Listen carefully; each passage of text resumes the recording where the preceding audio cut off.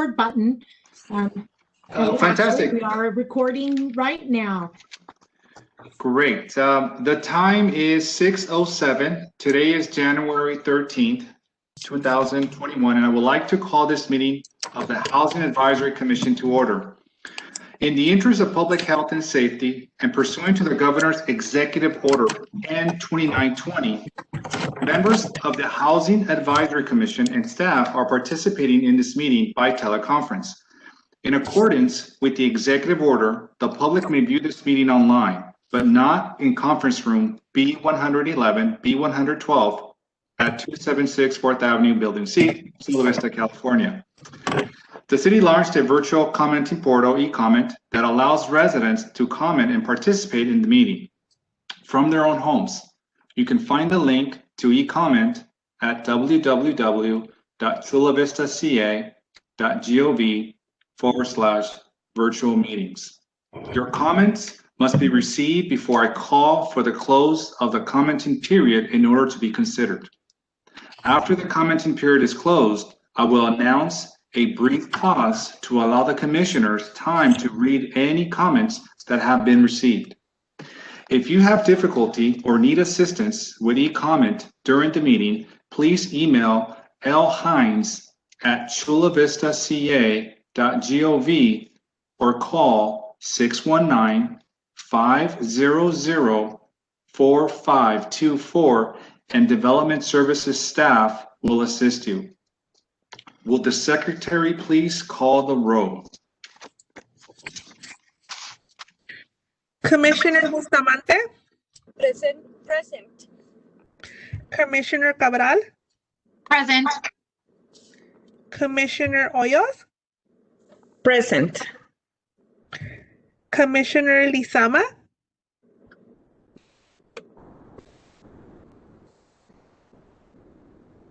Commissioner Lizama is absent. Commissioner Merino, Present. Commissioner Cuera, I do see Vicky on the line here. Let's see if we can get her audio up. Sorry about that. I do see both Commissioner Paddock and Commissioner Lizama on.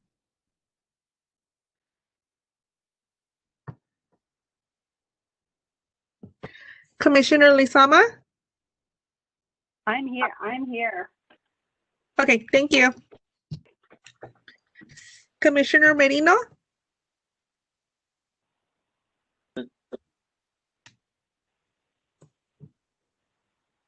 I'm here.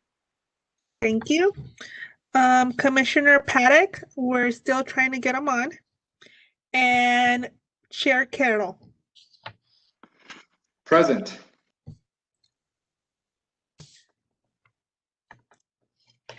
Okay, thank you.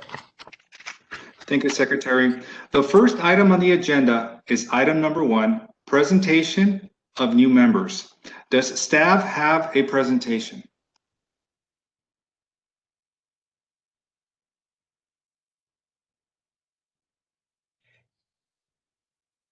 Good afternoon or good evening, Chair Carroll and Commission members of the Housing Advisory Commission. I did want to take a moment to introduce you to 2 new members that you have. I know that Commissioner Hoyos had joined us at a previous meeting, but with no formal introduction. She was kind of just thrown out there to the wolves. And then we do have, and we have been missing for quite a while now, a commissioner representing our senior population, and that would be Commissioner Paddock. So I know they're both on the line here. I just wanted to introduce them to you as the group, and happy to have you join us, particularly Commissioner Paddock, as we have been missing a representation from our senior community for quite a while now. So welcome to the group.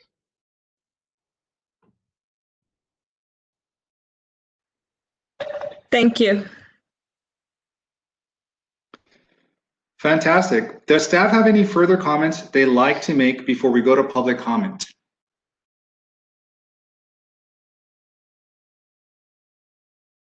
This is Commissioner Cabral.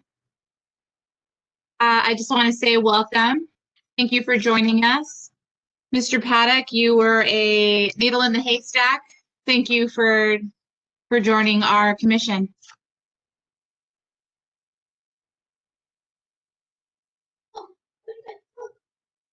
Staff has no further comments, Chair Quero. Thank you. I will now call for a 2-minute pause to allow the public to submit any final comments on the item. Commissioners, as a reminder, please refresh the view on your screen to ensure new comments appear.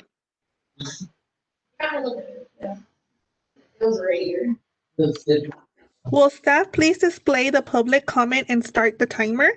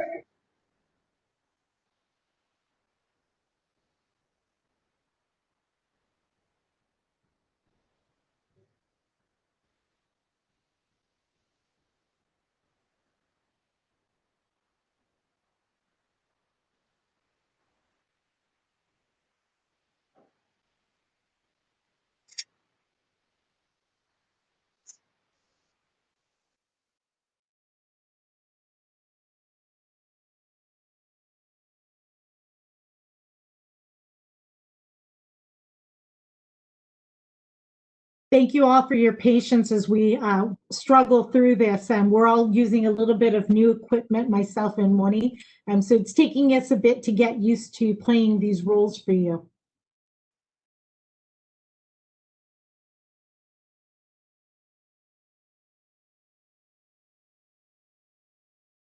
We appreciate all the support, so thank you.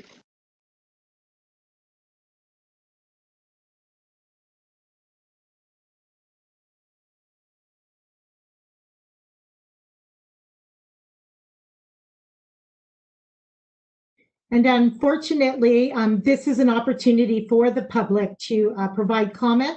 We will be doing the 2-minute public comment for each agenda item, so just making note of that.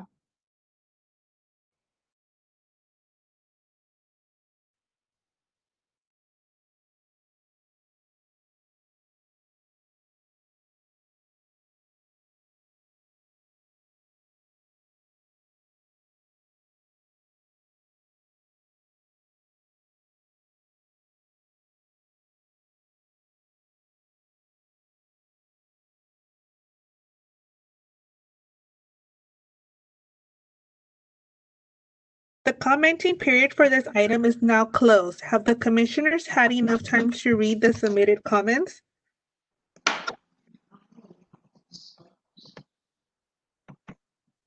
Yes.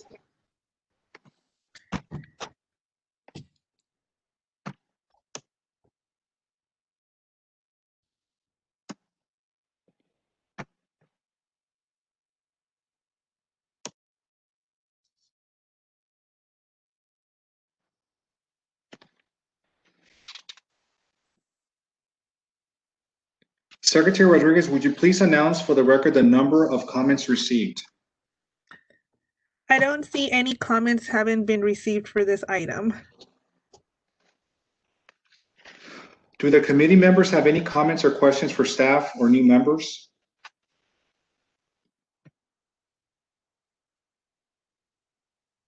I'm just going to echo Commissioner Cabral. Welcome, new commissioners. Very happy, very glad that you are providing your services to the great city of Chula Vista. So wish you a very, very successful journey with the Housing Advisory Commission.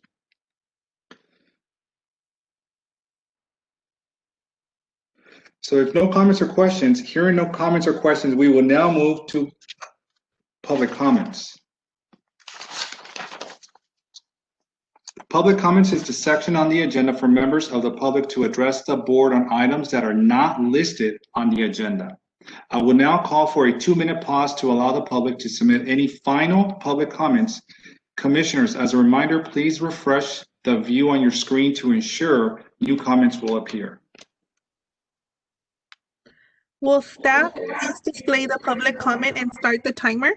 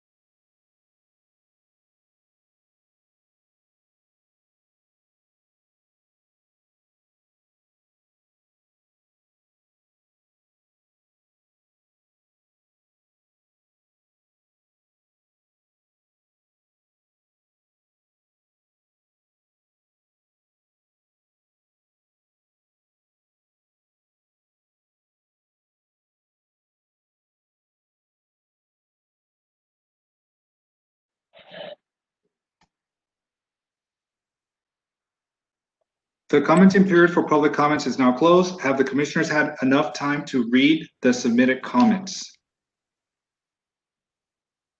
Secretary Rodriguez, would you please announce for the record the number of comments received? 0 comments were received via e-comment or email. Thank you. The next item on the agenda is item number 2 from October 28, 2020. Do the commissioners have any clarifying questions before we go to public comment? Item number 2 is the approval of minutes from October 28, 2020.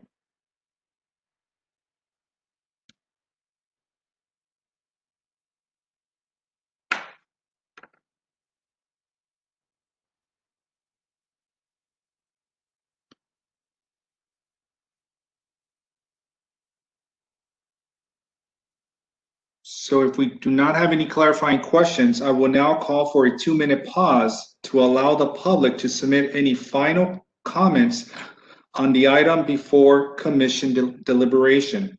Commissioners, as a reminder, please refresh the view on your screen to ensure new comments will appear. Will staff please display the public comment and start the timer?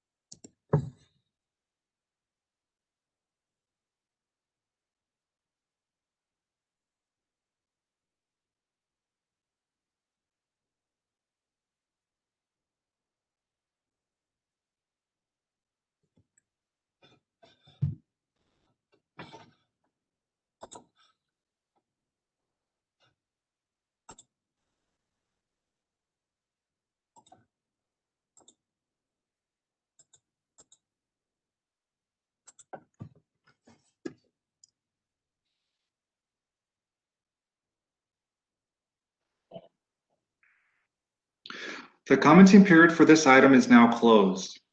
Have the commissioners had enough time to read submitted comments?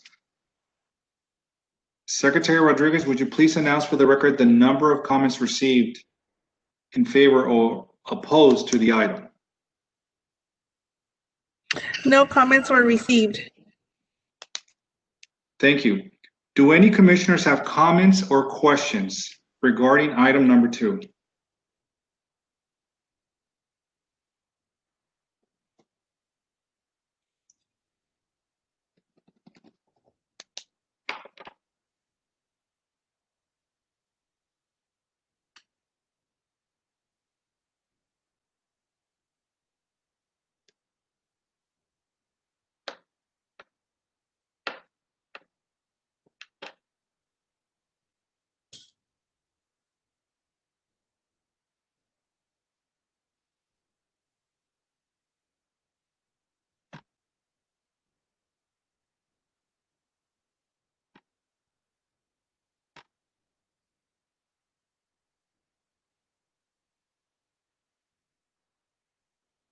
If no comments or questions, is there a motion to approve the minutes from October 28, 2020?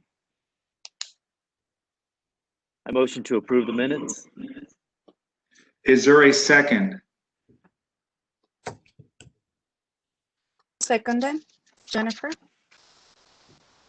So I have a motion by Commissioner Marino and a second by Commissioner Bustamante. Secretary Rodriguez, please conduct the roll call for vote.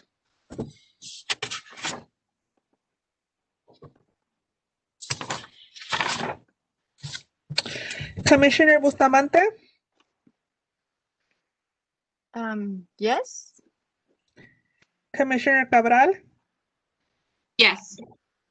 Commissioner Hoyos, Yes. Commissioner Lizama,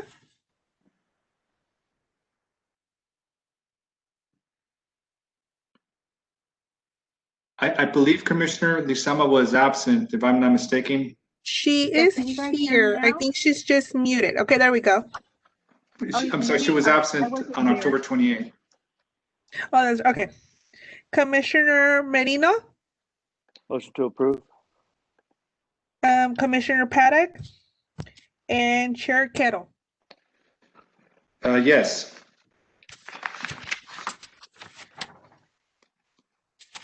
So the October 28th, 2020 minutes pass.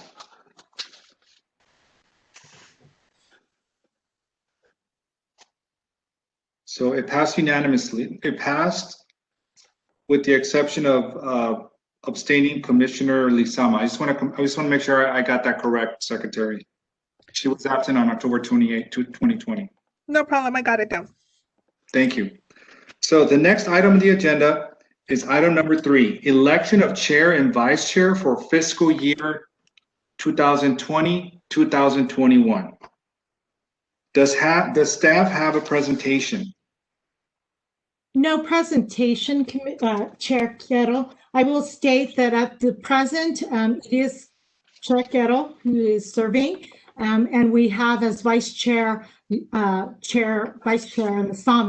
So I don't know, it's been a while since you've had this on your item. You served for the last term, and I think you may have been serving for quite a while now. I'm not quite clear. Yes, and it's been a privilege. It's been an experience. It's been growth on a personal and definitely on a community side. I know that I would love another commissioner to have the opportunity to lead the commission in this great position. I also know that we may have some turnouts. Do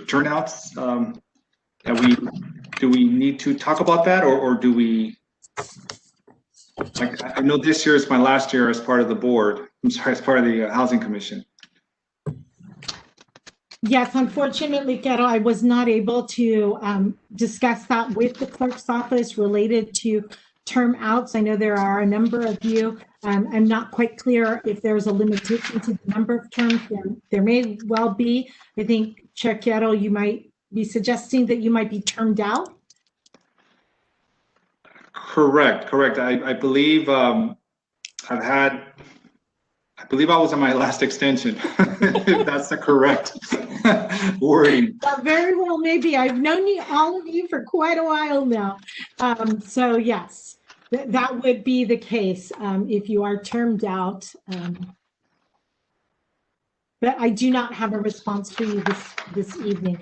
So I don't know if that makes a difference. If you'd like to table this discussion for the next go around for your next meeting until we have further information related to terms and who is willing to continue to serve. I would leave that up to the rest of the commission. Is anyone would have any suggestions? Do they want to take the opportunity now to potentially nominate themselves? Or we can set it aside for now. I'm okay with setting it aside for now. As Commissioner Cabral, I don't mind tabling it for the next meeting. I agree with that.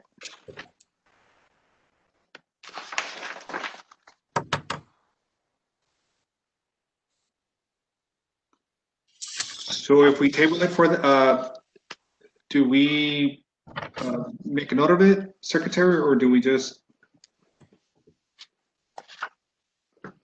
I'll just make a note of it, and if you guys want to bring this up in the next meeting, we could go ahead and add it to that agenda. Fantastic. So then we could move to item 4 then, Chair. Yes. Got it. Thank you. So moving on to item number 4, the 2021-2029 housing element update. Does staff have a presentation? We don't have a presentation. I think you can see from the staff report that you all have seen the housing element on multiple occasions. We have had the element out there for a 30-day public review period beginning in December. It still continues. While we say it's 30 days, really, we are willing to take any comments. We actually had a meeting not too yesterday with the development community. So we continue to accept public comments all the way through this process until final adoption. So there is always opportunity for the public to comment. I will share with you that we did receive formally comments from the San Diego Housing Federation. That was included in your packet to address some of those concerns related to, they discussed boomerang funds. The city actually does not have boomerang funds in that we have not set aside any of that money that has come back to the city specifically for affordable housing. And we do look at those funds. We do look at other funding streams to provide for affordable housing other than boomerang funds. You will also see on the agenda this evening the permanent local housing allocation funding. We'll give you a brief presentation on that. There is a strong opinion from the Federation that those funds should be used for the actual construction of new units. You will see, or you do see from your agenda item that we are using it for permanent supportive housing, possibly an ADU program coming up, and then we will be looking to fund our emergency shelter with that. And that, again, that'll be discussed on that agenda item. I think that covers some of the major points that the Housing Federation made in their comment letter to you.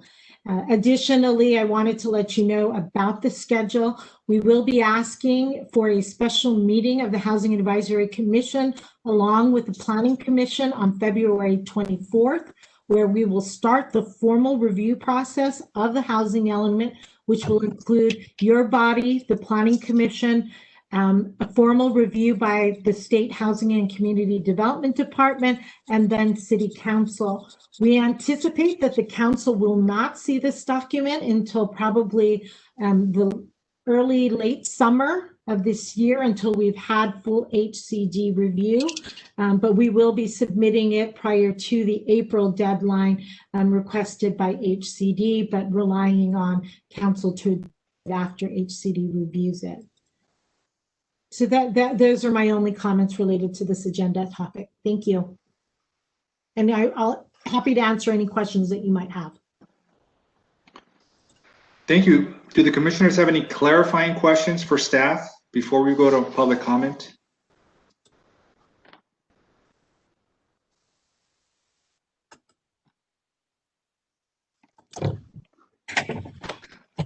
Maybe just a quick question for Leilani. I know we've reviewed the housing element update, and I was reading it today prior to our meeting. And I just have a question of whether it has changed at all due to COVID, or if it has not been impacted because of it. No, I think the program that's outlined within the housing element is pretty inclusive. I think where we are seeing impacts from COVID-19, and we'll discuss this and update you, is the tenant rental assistance component. You have seen that in the news, and we will give you an update on tenant rental assistance. But that's how where we see it impacted. And then, of course, as the economy is not in good shape, those issues of low income, affordable housing become an even greater need than they were pre-COVID-19. Good. Thank you, Leilani. No problem. Thank you, Commissioner.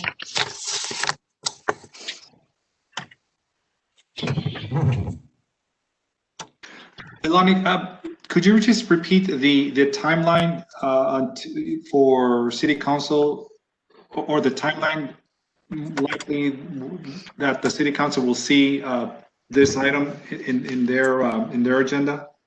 Sure, no problem. So the council you, along with the Planning Commission, will hear a presentation on February 24th. Again, this will be a special meeting of the HAC. We will then submit the document to state HCD for their review. And this go around, more than any cycle, HCD has final authority over the document, no matter what council does.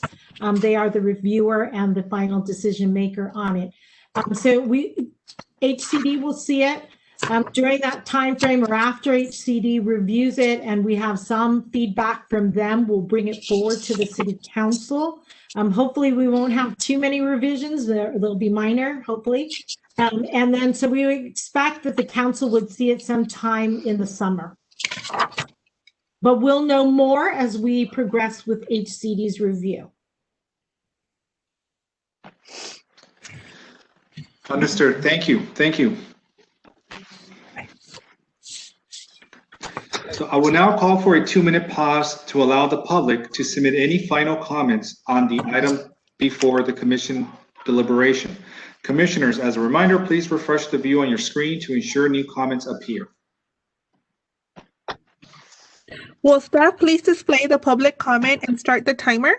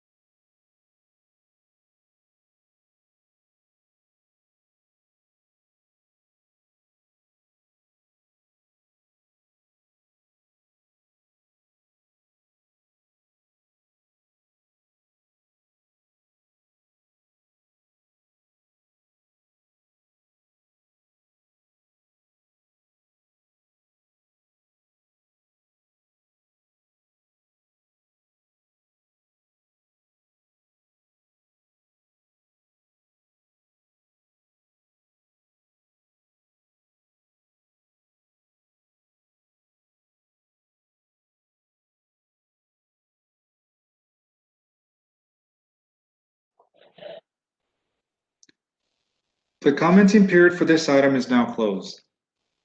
Secretary Rodriguez, would you please announce for the record the number of comments received in favor and opposed to the item? There were 0 number of comments received. Thank you. Do any commissioners have comments or questions on this item?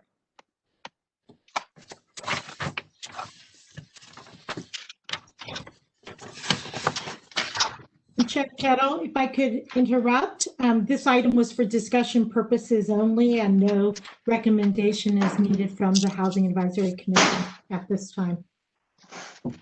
Thank you. Thank you. Yeah, my only comment would be once the HCD authority reviews it, I think that's when we may have a little bit more questions on the overall. Yes, thank you.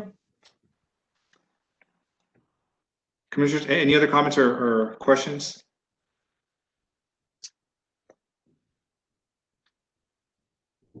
If no comments or questions, we'll move on to item number 5, Permanent Local Housing Assistance Plan Amendment. Does staff have a presentation? Yes, we do have a presentation today. So if someone could please put the PowerPoint up.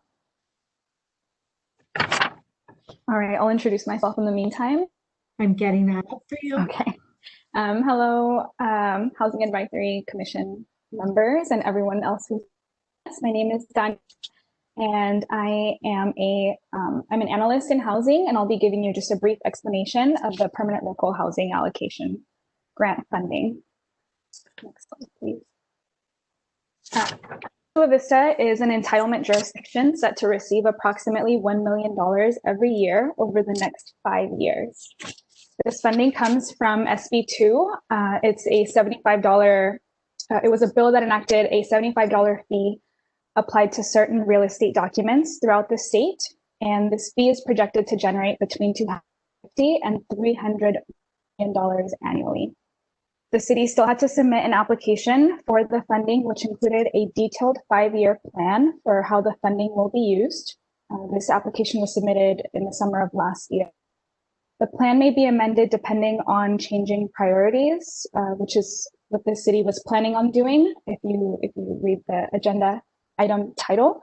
However, we have regrouped and will be leveraging funding sources to meet the needs that we were hoping to cover with this funding. So the plan will remain the same. If we go to the next slide, please. In the 5-year plan for the grant funding designated for the city of Chula Vista, established 3 priorities. Next slide, please.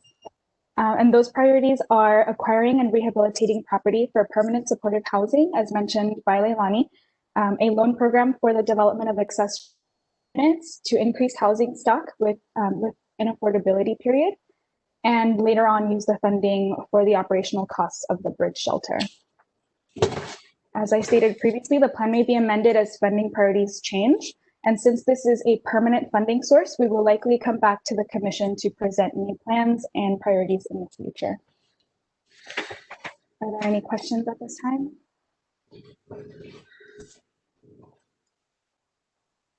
Okay, thank you. Do the commissioners have any clarifying questions for staff before we go to public comment?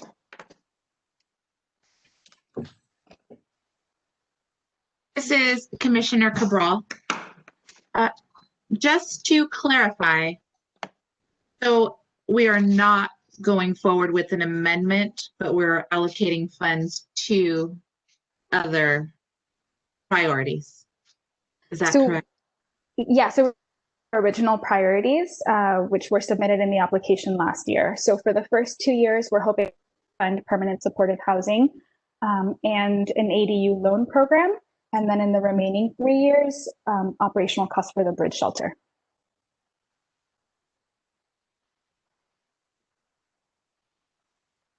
So this is Leilani. Let me give you a little bit of background on year 1 and year 2. So currently in the existing plan, we did prioritize permanent supportive housing as we saw a need that we were going to be building a bridge shelter. That as folks got into the bridge shelter, it's really only emergency housing or congregate living, that after they had gotten themselves a little bit better situated, more independent, that they need a place to exit out to. So for years 1 and 2, that's what we brought forward to the City Council, is our recommendation to fund permanent supportive housing so that there would be an exit strategy from the bridge shelter. There's also a requirement under the housing element that we look at facilitating ADUs. So a small amount of that money we're proposing in the latter years to also assist with funding ADU construction for low-income persons. But for year 1, the plan is, and the priority is for permanent supportive housing. That was the plan that was approved by council and also approved by state HCD. So at this time, we're not making any recommendations because we did do a relook. We originally thought we needed more money for the shelter, but at this point in time, we do not. So no recommendation is needed from the HAC at this point in time. And this represents really just a presentation for you of what our plan and our priorities will be for the coming year. And as it progresses, if there are opportunities to do something different, or if you desire us to do something different, we can always have that discussion again and bring forward a recommendation. Thank you, Leilani. Thank you. I will now call for a 2-minute pause to allow the public to submit any final comments on the item before the commission deliberation. Commissioners, as a reminder, please refresh the view on your screen to ensure new comments appear. Will staff please display the public comment and start the timer? As soon as I can get a hang of this thing.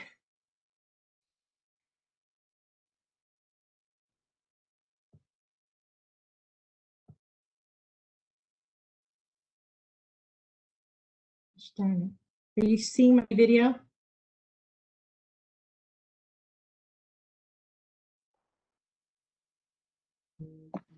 It's okay. There we go. Now we are. Thank you.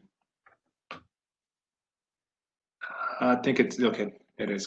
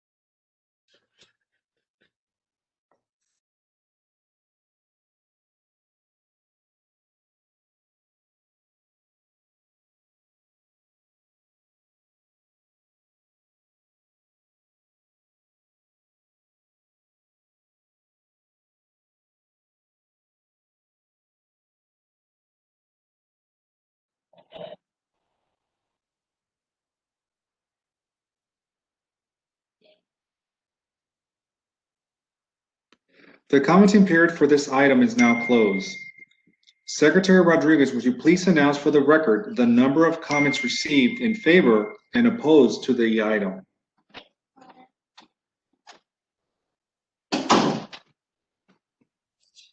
Zero comments were received either in favor or opposed.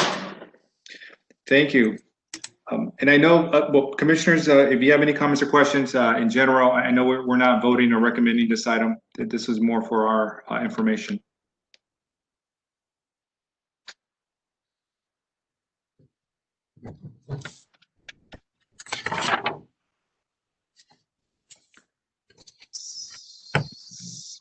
I know we're not voting, so if no comments or questions, I just want to thank Project Manager Dania for providing the information and Leilani for expanding on that. We'll move on to item number 6, the Cal CHA bonds for middle income rental housing. Does staff have a presentation? Yes, we do have a presentation. So while Leilani pulls up the PowerPoint, my name is Dania. Today we have Allison and Jordan from Catalyst Housing Group who are here for support in case there are questions or we need questions. But I'll try to be brief and give a good explanation of the program. So California Community Housing Agency, or CalCHA, the city is considering becoming a member of this group. It is a political subdivision of the state created to issue government bonds with the purpose of providing, preserving, and supporting housing production that is affordable for moderate and middle income households. So can we go to the next slide, please? Most of the affordable housing programs are available to households that are under 80% area median income, which leaves them missing working class middle that's constantly priced out of our communities. So they can afford to live in our communities. Sorry, they can afford to work, but they can't afford to live here. So this is what CalCHA is looking to address. If the city is authorized to become a member, we would need to sign an agreement and allow CalCHA to begin identifying potential properties in Chula Vista. So there's no financial obligation for the city. CalCHA pretty much takes care of everything. They issue the bonds themselves. And before CalCHA moves forward with acquisition, they will bring all potential properties to the city for approval. If the city agrees, then CHA provides a purchase option agreement to the city. The city would need to sign it, and CalCHA takes care of the rest. For the first 14 years, the city has no involvement with the purchase option agreement. The city is able to purchase the property between years 15 and 30 of the bonds. But again, there is no financial obligation, and the city can choose not to act on it. The city can choose to purchase it or go through a nonprofit, have a nonprofit purchase the property to maintain its affordability past the 30-year bonds, but there is no obligation. The city would receive all net sale proceeds if CalCHA sells the property after year 30, and the city would also be receiving any surplus cash flow from the property during the life of the bonds. So if we go on to the next slide, it's just a brief description of the process that I just explained. Okay, well, are there any questions that I can answer?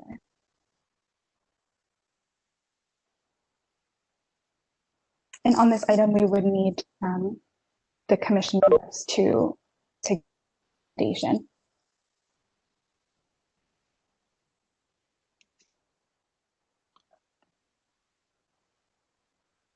So I have a question. Sure. Actually, I have a few, but I don't know if this is the right time to make them. But so this agreement with this organization, number one, is this organization it's a government organization, just a subdivision of the state, or is it a separate entity? What exactly is their relationship to government? Yes, it is a political subdivision of the state. Okay, and the purpose of them, for us to have them come in and do this, is because we need to identify properties to develop? Is that why we want this?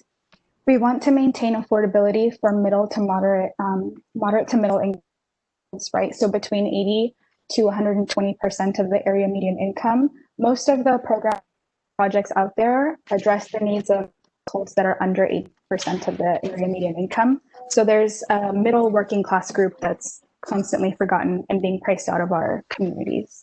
And those are the households that this looks to help. Does this becoming a member or engaging with them per the agreement, does that limit us from working with other agencies in identifying properties, or are we exclusively working with them? No, so we still have the authority as a city to issue our own bond. They would be issuing separate government. I think Leilani wants to add something and clarify here. Yeah, sorry. So I apologize. We do have Allison with CalCHA on the line as well, who can speak to her organization and what our participation would be. So this really would be only for bonding as the Chula Vista Housing Authority. We do have our own housing authority. We are limited in our ability to participate and to sponsor affordable housing to only low income.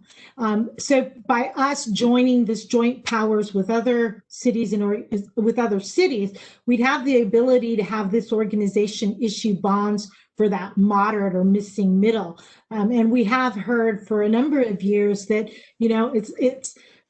there are those that make too much money and they don't qualify for any program, but they can kind of take care of themselves. And we have all the lower income folks who really do need a little bit of assistance. And then that middle category of where, and I think that me and maybe some of you are in that category where we don't make enough to buy that big fancy mansion, but we make too much to have any sort of assistance. So by joining with this group, where it's like kind of putting all of our purchasing power together with all of these other cities and being able to work together to provide more middle income. But Allison Arnold is on the line and she might be able to explain this a little bit better and answer your questions much more effectively than I can.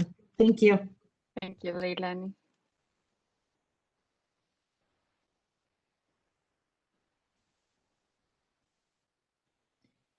Allison, would you like to share any comments? Hi, can everyone hear me all right? Yes. Yes. Okay, I am having some technical difficulties. When I unmute myself, I'm unable to hear any communication from your end. I so apologize. I'm new to this platform. Not sure if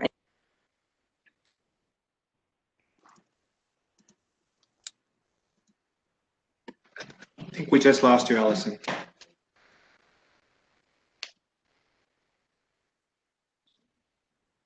I don't see Allison on the call anymore, but I know that Jordan is here. I don't know if Jordan wants to chime in.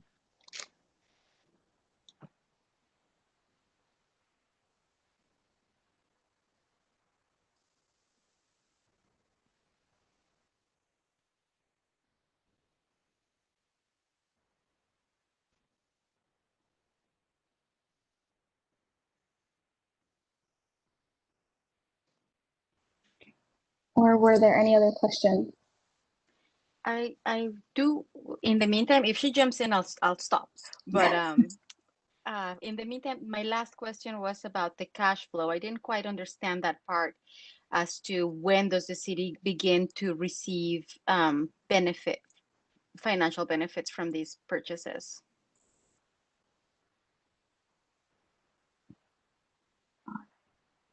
Jordan, are you able to hear us? Or audio? Okay, so so the city does any surplus cash flow during the life of the bonds. So the 30-year term, that's when the city starts receiving surplus cash flow. Can you hear me now? Sorry. Yes. Hey, sorry. Allison and I are new to this platform. I apologize. I've been trying to figure this out here. So I'm sorry, was the question about the cash flow, sort of surplus cash flows? Yes, that was part B, but part A was a little bit more about your organization and how it relates to the city of Chula Vista. Sure. I mean, just to back up, so CalCHA, as it was stated, is a political subdivision of the state. It's a joint powers authority. It was the first ever entity to be created in the government entity to be created in California, specifically focused on middle income housing. Our company, Catalyst Housing Group, serves as a consultant to CalCHA. And so on the front end, we have conversations like this with municipalities across the state in hopes of driving membership. We then go out and identify assets for them to acquire or develop. We put up earnest money deposits, perform all of the required due diligence. And then once they close on properties through issuing and selling their own governmental revenue bonds, we become their asset manager. As far as their relationship with any city or county who joins, any additional member, none of the underlying jurisdictions are really involved in any of the transactions unless and until they would like to be down the road. And so when CalCHA takes title to an asset, again, they're the owner, not the city. They're the bond issuer, not the city. And so the city not only is not issuing the bonds, but the city is not credit enhancing or backstopping the bonds in any way. They're not diminishing the city's issuing capacity.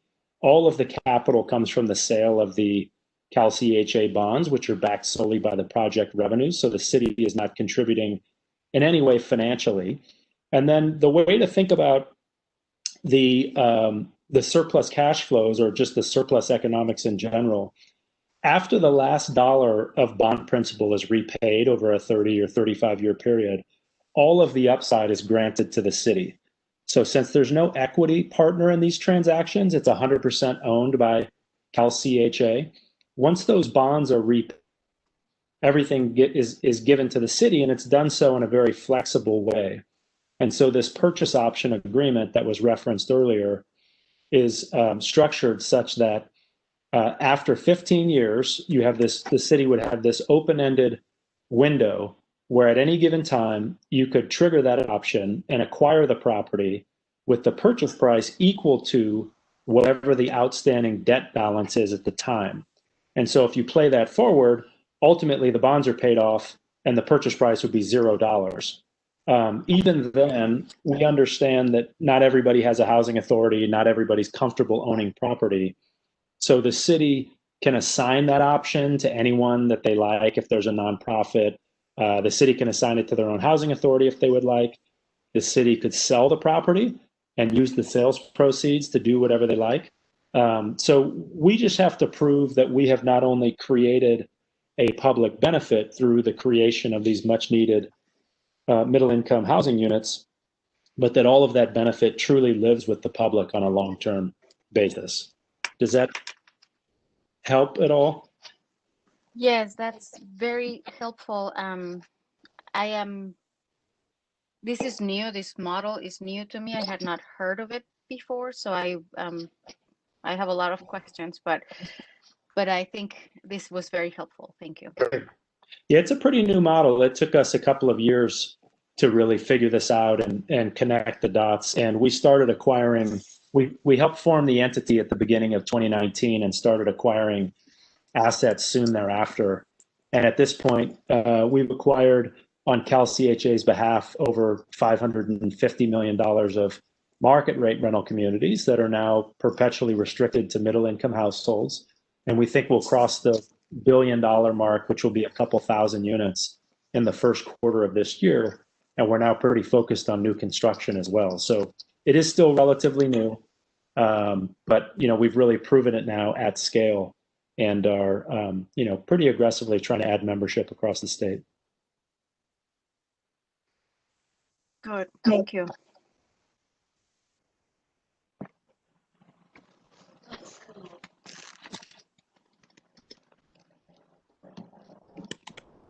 Before we go to the 2-minute pause, any other commissioners have clarifying questions?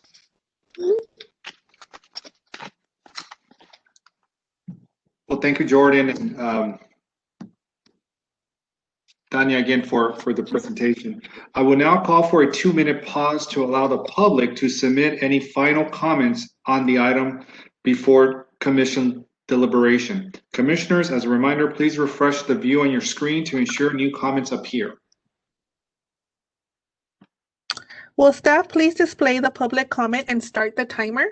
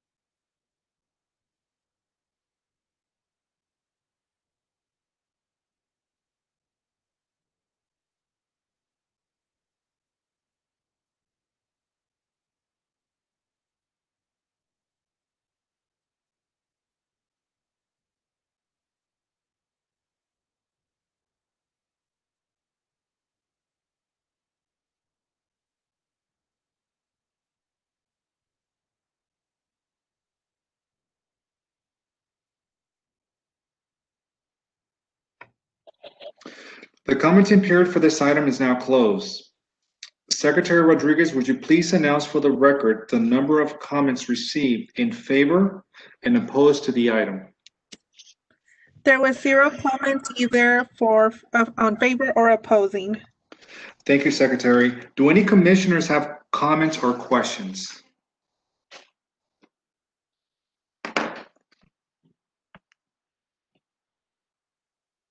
Well, I'll jump right in. We had a little bit of clarifying questions going back and forth. So my questions would be, you know, the 80% AMI category to 120% AMI, typically income ranges here at times tend to be more directed to home ownership. So it's my understanding that this is specifically for rental housing. This does not play a role into home ownership, residential home ownership. As it is designed today, this is most definitely a rental program. Got it, got it. And within the municipalities that are members, is there any, and this could be still relatively new, but is there any data or tracking of residents through your program that have transitioned to homeownership, or is that an underlying type of goal that families and individuals that are serviced through Cal CHA have the ultimate goal of becoming a homeowner, you know, down the road per se?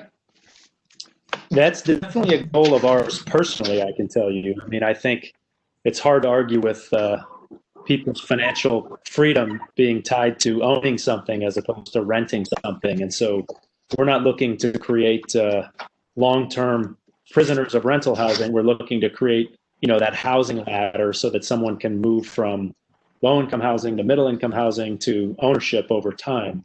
And so there's various partnerships we're exploring to make that happen. I would also point out that we have been acquiring some relatively nice new assets.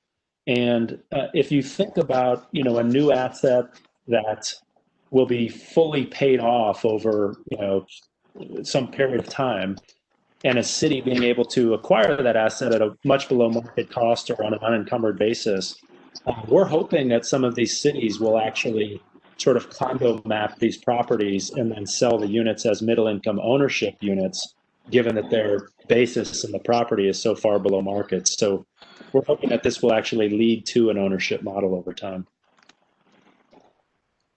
Oh, very, very interested and absolutely. I think that would be a great opportunity, you know, for first-time home buyers, for you know, obviously the market price, you know, market values and purchase price points dictate a lot of the affordability issues, but a model like that would be, you know, as well new, but also an alternative to home ownership. So, commissioners, any other comments or questions? How are these properties selected, or how do you guys? What's the process to finding these properties? We've got a pretty good network throughout the state. I've spent 20 years personally in the institutional multifamily space, and so most of the owners, brokers, developers, property managers, we have direct connectivity to. And so it's really a combination of looking at assets that are actually formally marketed and put on the market, as well as working on an off-market basis with people that we know through the industry who own these larger assets.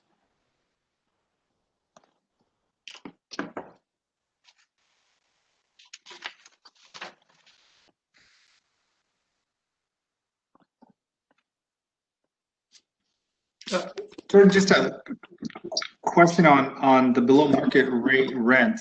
How is that calculated? Is that a percentage of the household income? Is that just a percentage of market rent, and have an additional discount on top of that, or?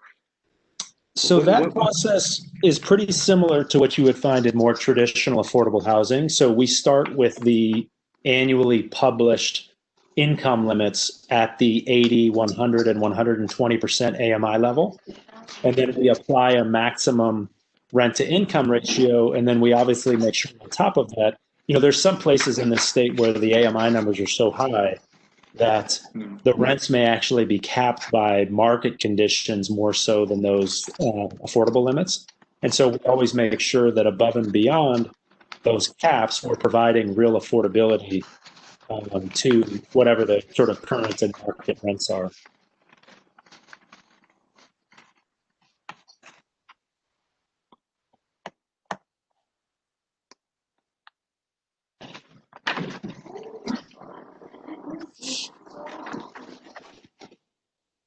Commissioners, any additional comments or questions?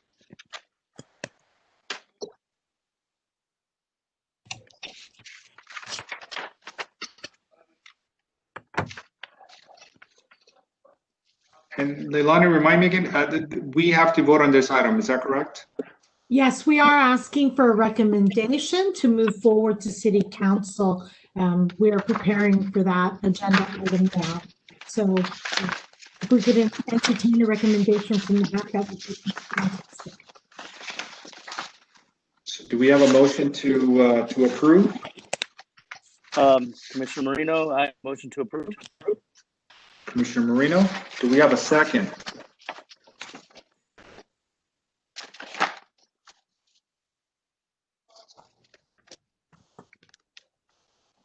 I will second it. This is Commissioner Bustamante.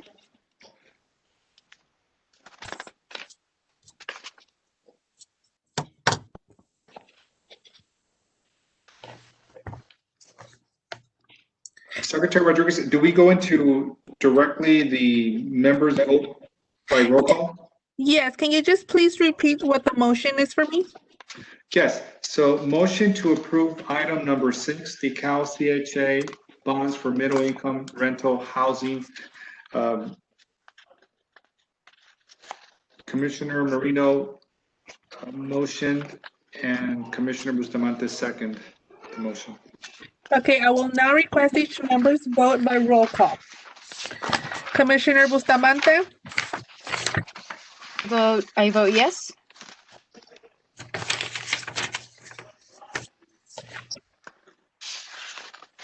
I'm sorry, I lost connection there for a second. Commissioner Bustamante, Yes, I vote yes. Commissioner Cabral, Yes. Commissioner Hoyos, Yes. Commissioner Lizama, Yes. Commissioner Marino, Yes.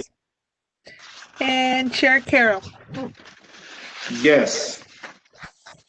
Thank you.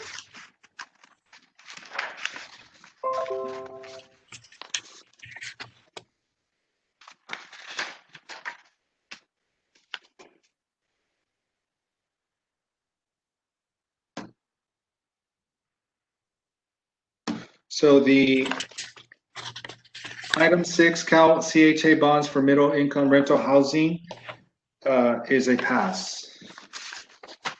Moving on to item number 7, Millennia 2 affordable housing. The staff have a presentation. We didn't have a presentation, but I will give a quick summary of the project. I'm Jose Dorado, Senior Management Analyst with the City of Chula Vista, and we received an application from Chelsea Investment Co. to develop a 200-unit affordable housing project in the Millennia area of Chula Vista, in Eastern Chula Vista, sorry. They're requesting an issuance of maximum of $60 million in tax-exempt private activity bonds to finance the construction, maintenance, and operation of this project.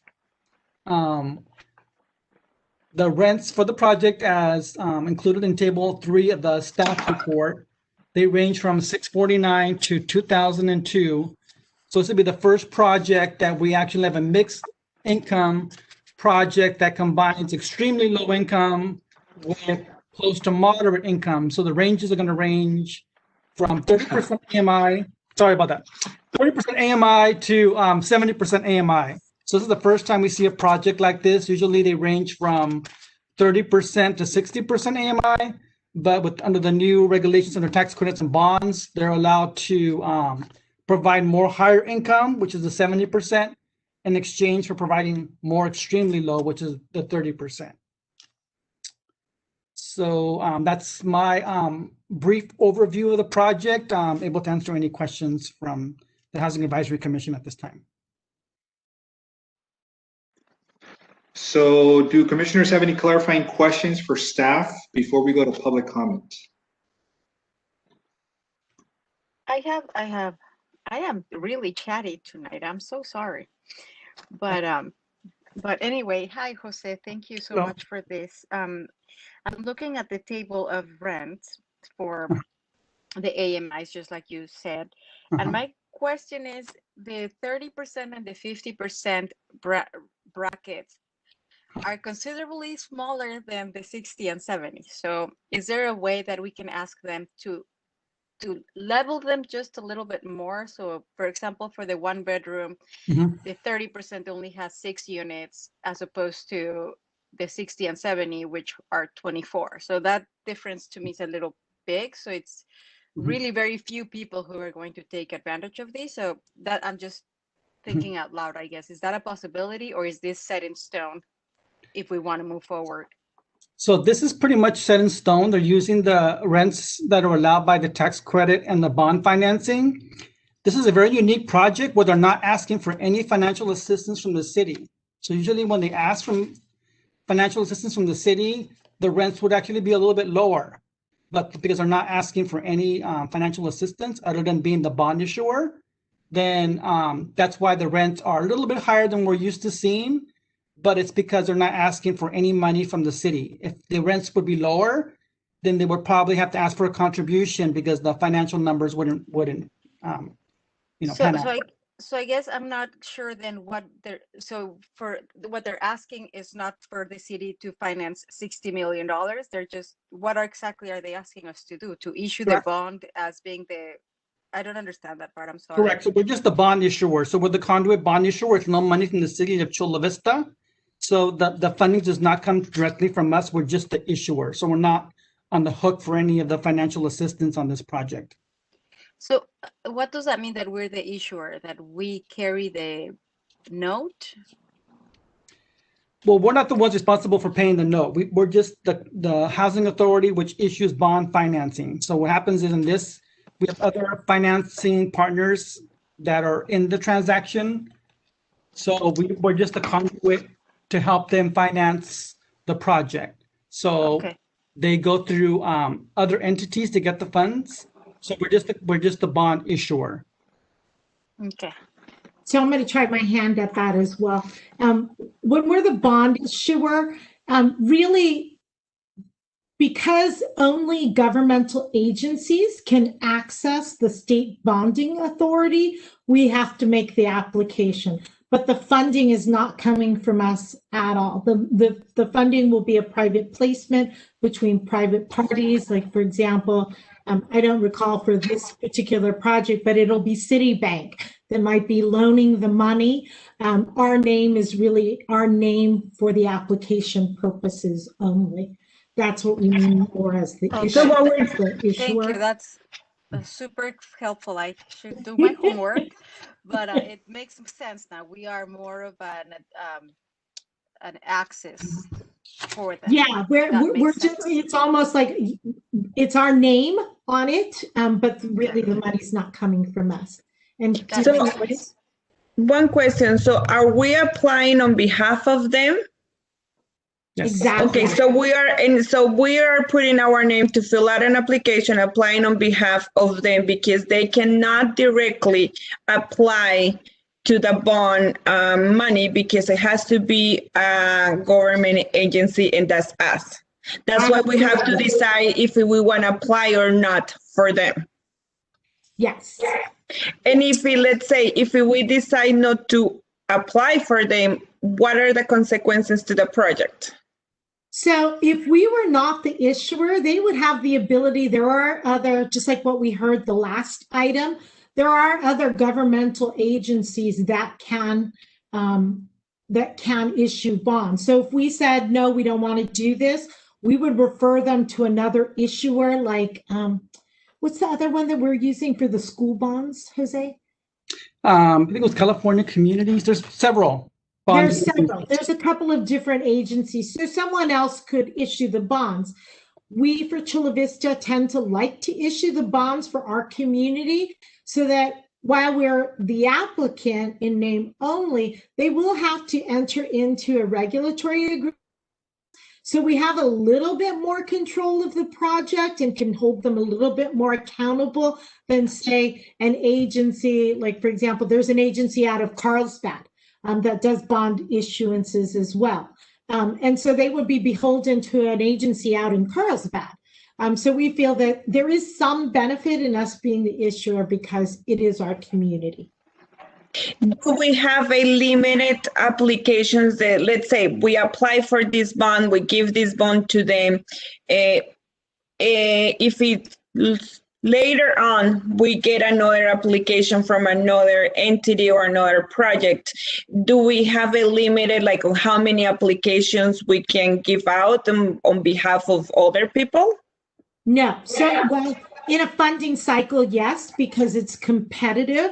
But Jose just worked on another bond issuance. We actually closed it was day before Christmas. We closed on a project in the Otay Ranch area.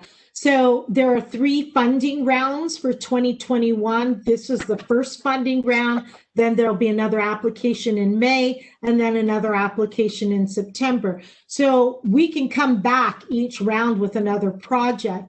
The difficulty is in this round for January, we wouldn't want to put in 2 applications because there's only so many that will get funded and we'll likely lose on one of them.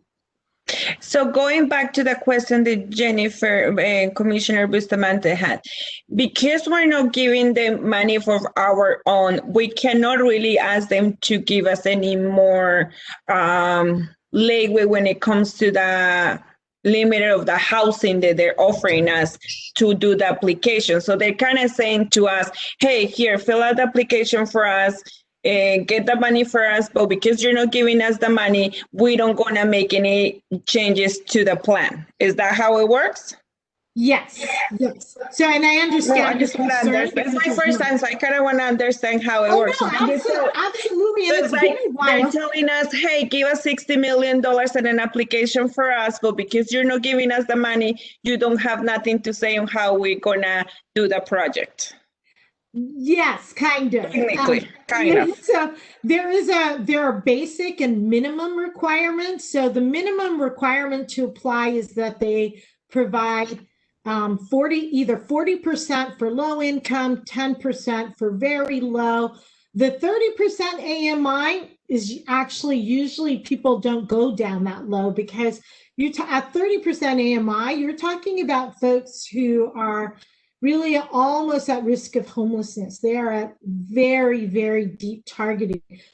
So who gets to use? Who gets to use that low bracket of where people don't really qualify because they're almost in the board to being homeless? Is that a housing that never get used? Or is that a percentage of those percentage that really nobody's gonna qualify because they're almost on the border of getting homeless? How that works? No, there's actually, there's enough folks that would qualify. If we could do more 30% AMI, that would be great. So we talked about our bridge shelter a little bit. Folks that are exiting out of an emergency shelter or transitional housing who are just starting to get back up on their feet, those are the kinds of people that would qualify for a 30% AMI unit. So there's plenty of folks. The difficulty is from the financial perspective. If you look at the pro forma that we might have provided you, when it cost us, I don't know, what is it, Jose, 300, 400,000 a door to build a unit, the amount of loan that you can support for somebody who's maybe making like minimum wage, there's no way that type of income can support a $300,000 to $400,000 cost of construction. So if we could ask for more 30% AMI units, but it is certain that they will turn around and say, we can do more units, but we need you to fill in that gap. We need you to come up with, say, $300,000 a door to participate and to pay for those 30% AMI units. Is that? Yeah, that answers my question.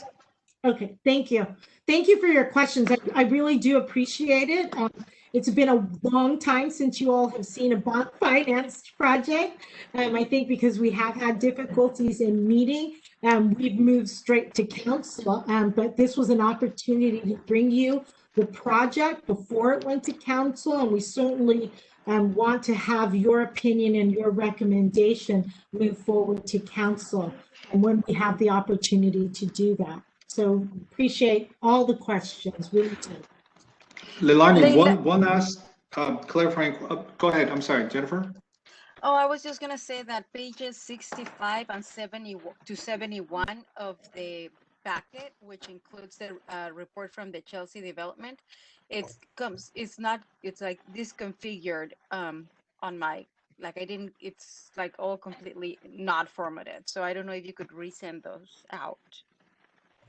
We'll do Thank that. you. Jose did bring that to our attention. We did not see that it came out, and those were the financials, I believe, that you did not receive in a very clear format. So we will resend that out, and that'll help to explain why it costs so much and why it's hard to do these deep affordability. Thank you. Thank No, you. thank you. Leilani, just one last clarifying question. As a conduit for the 60 million bond issuance, does the city or can the city receive any income as the conduit? We actually do. That's in your report. As an issuer, we do receive what we call an issuer's fee for issuance. And then every year after that, we receive an annual monitoring fee because we are ensuring that the units in the project is meeting all of the requirements in the agreement. So we're paid on an annual basis as well. So there's a little bit of revenue stream for us as well. Great. Do we have any additional? Oh, sorry. No, go ahead. Go ahead. Jose, did you want to chime in on the figures on the revenue? No, I'm good. I have a question. This is Commissioner Cabral. So with all the units that we're building, you know, the 1, 2, especially the 2 units and the 3 units, I didn't see any discussion about students or schools, elementary schools, high schools.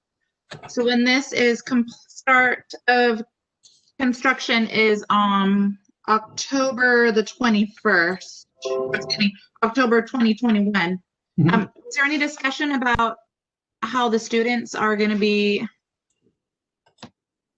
where are they going to filter into? What schools are they going to be filtering into? I know that East Chula Vista, you know, we're starting to get a little bit tight on placement, but I don't see any discussion about any type of schools.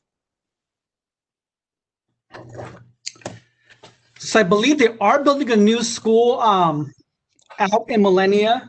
I don't know the exact name of it, but I know there's a new school scheduled to be built in the Millenia project area. Okay, and then with the 40 to 70 AMI, that also brings how are we looking at for transportation wise, just infrastructure and transportation. So this project is right next to the bus rapid transit. So these folks will be able to transit if they work in downtown San Diego. They're right next to the BRT line, which has headways of 15 minutes.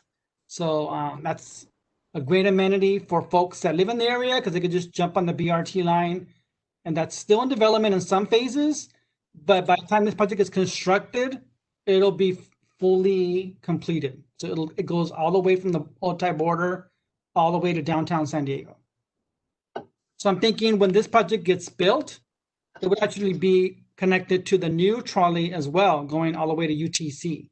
So people could just pay, you know, whatever the fare is at the time. Right now it's about $225, but for $225, you could probably go from this project all the way to downtown San Diego, or even go further up north. Okay.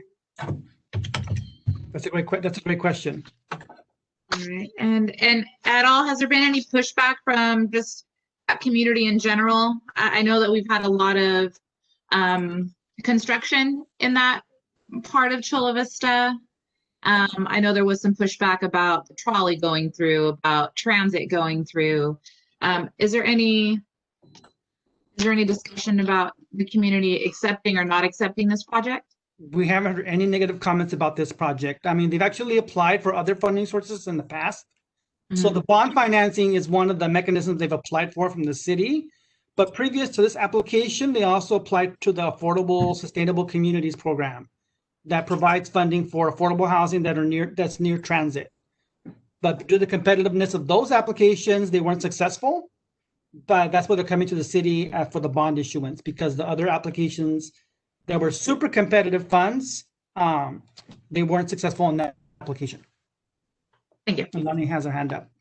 Yeah, so just to piggyback on those comments and related to the pushback, I do want to remind the commission, I don't know if I think we've talked about this before, but as California has gotten into this crunch of affordable housing, the idea of pushback from the community or negative comments because simply it is affordable housing and maybe we don't want those people living in our community, those arguments are no longer valid, and the city cannot entertain comments that are really objective comments or subjective comments. We can only evaluate a project based upon objective design criteria. This piece of property is zoned for high density residential. It will meet all of the design criteria that we have outlined. And so as long as from an environmental standpoint, the infrastructure and everything can support it and it meets all of our guidelines, it's going to be approved as a project. Okay, thank you. Thank you. So we're asking as part of this item for other questions, we're asking for commission to vote on recommending this project to the city council. Great. Before we move forward, we will have to wait for 2 minutes. For 2 minute pause to allow for public to submit any final comments on this item. Commissioners, as a reminder, please refresh the view on your screen to ensure new comments appear. Will staff please display the public comment and start the timer?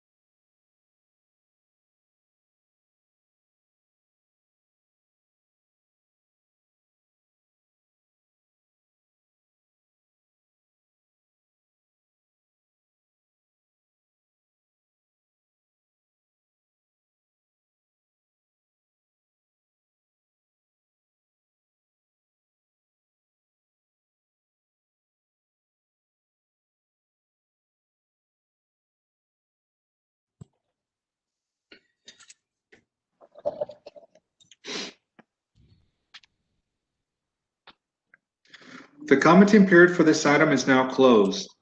Secretary Rodriguez, will you please announce for the record the number of comments received in favor and opposed to the item?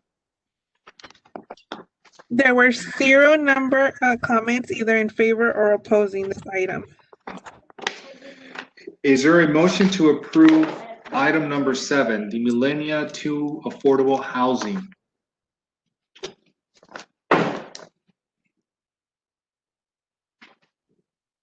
I will motion. This is Commissioner Cabral. Is there a second? I'll second that motion. This is Commissioner James. So I have a motion by Commissioner Cabral and a second by Commissioner Merino. Secretary Rodriguez, please conduct the roll call vote. I will now request each member's vote by roll call. Commissioner Bustamante? Yes. Commissioner Cabral? Yes. Commissioner Hoyos?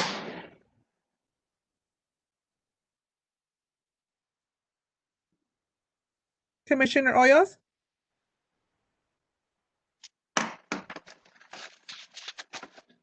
I don't know if she could hear me.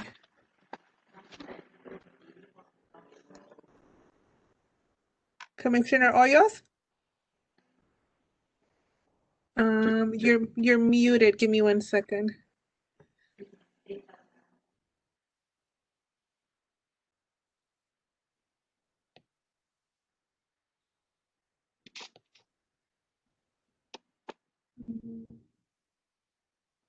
Please have Commissioner your Hoyos? There we go.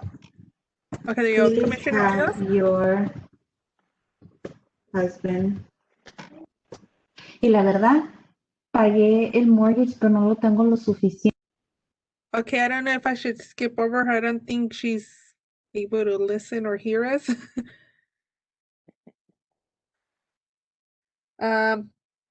Commissioner Lizama? Yes. Commissioner Merino? Yes. And Chair Gettle. Yes. Is there a way to see if we could communicate or someone could message Commissioner Hoyos? I can message her now. Thank you. Monica, I believe Commissioner Hoyos may also be a at-large member. Oh, Okay. I'll verify.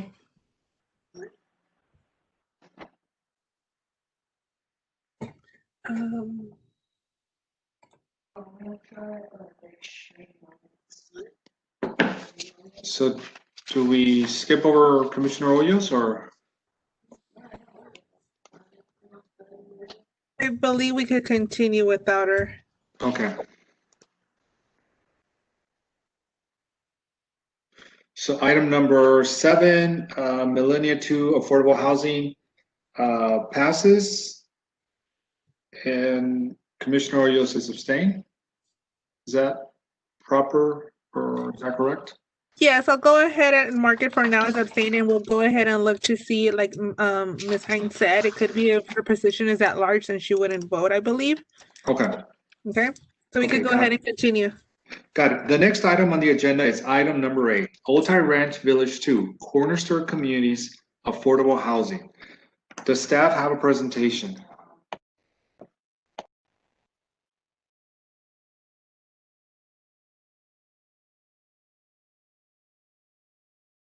Jose, you're muted. Jose, you're muted. Sorry. Thank you, Monica.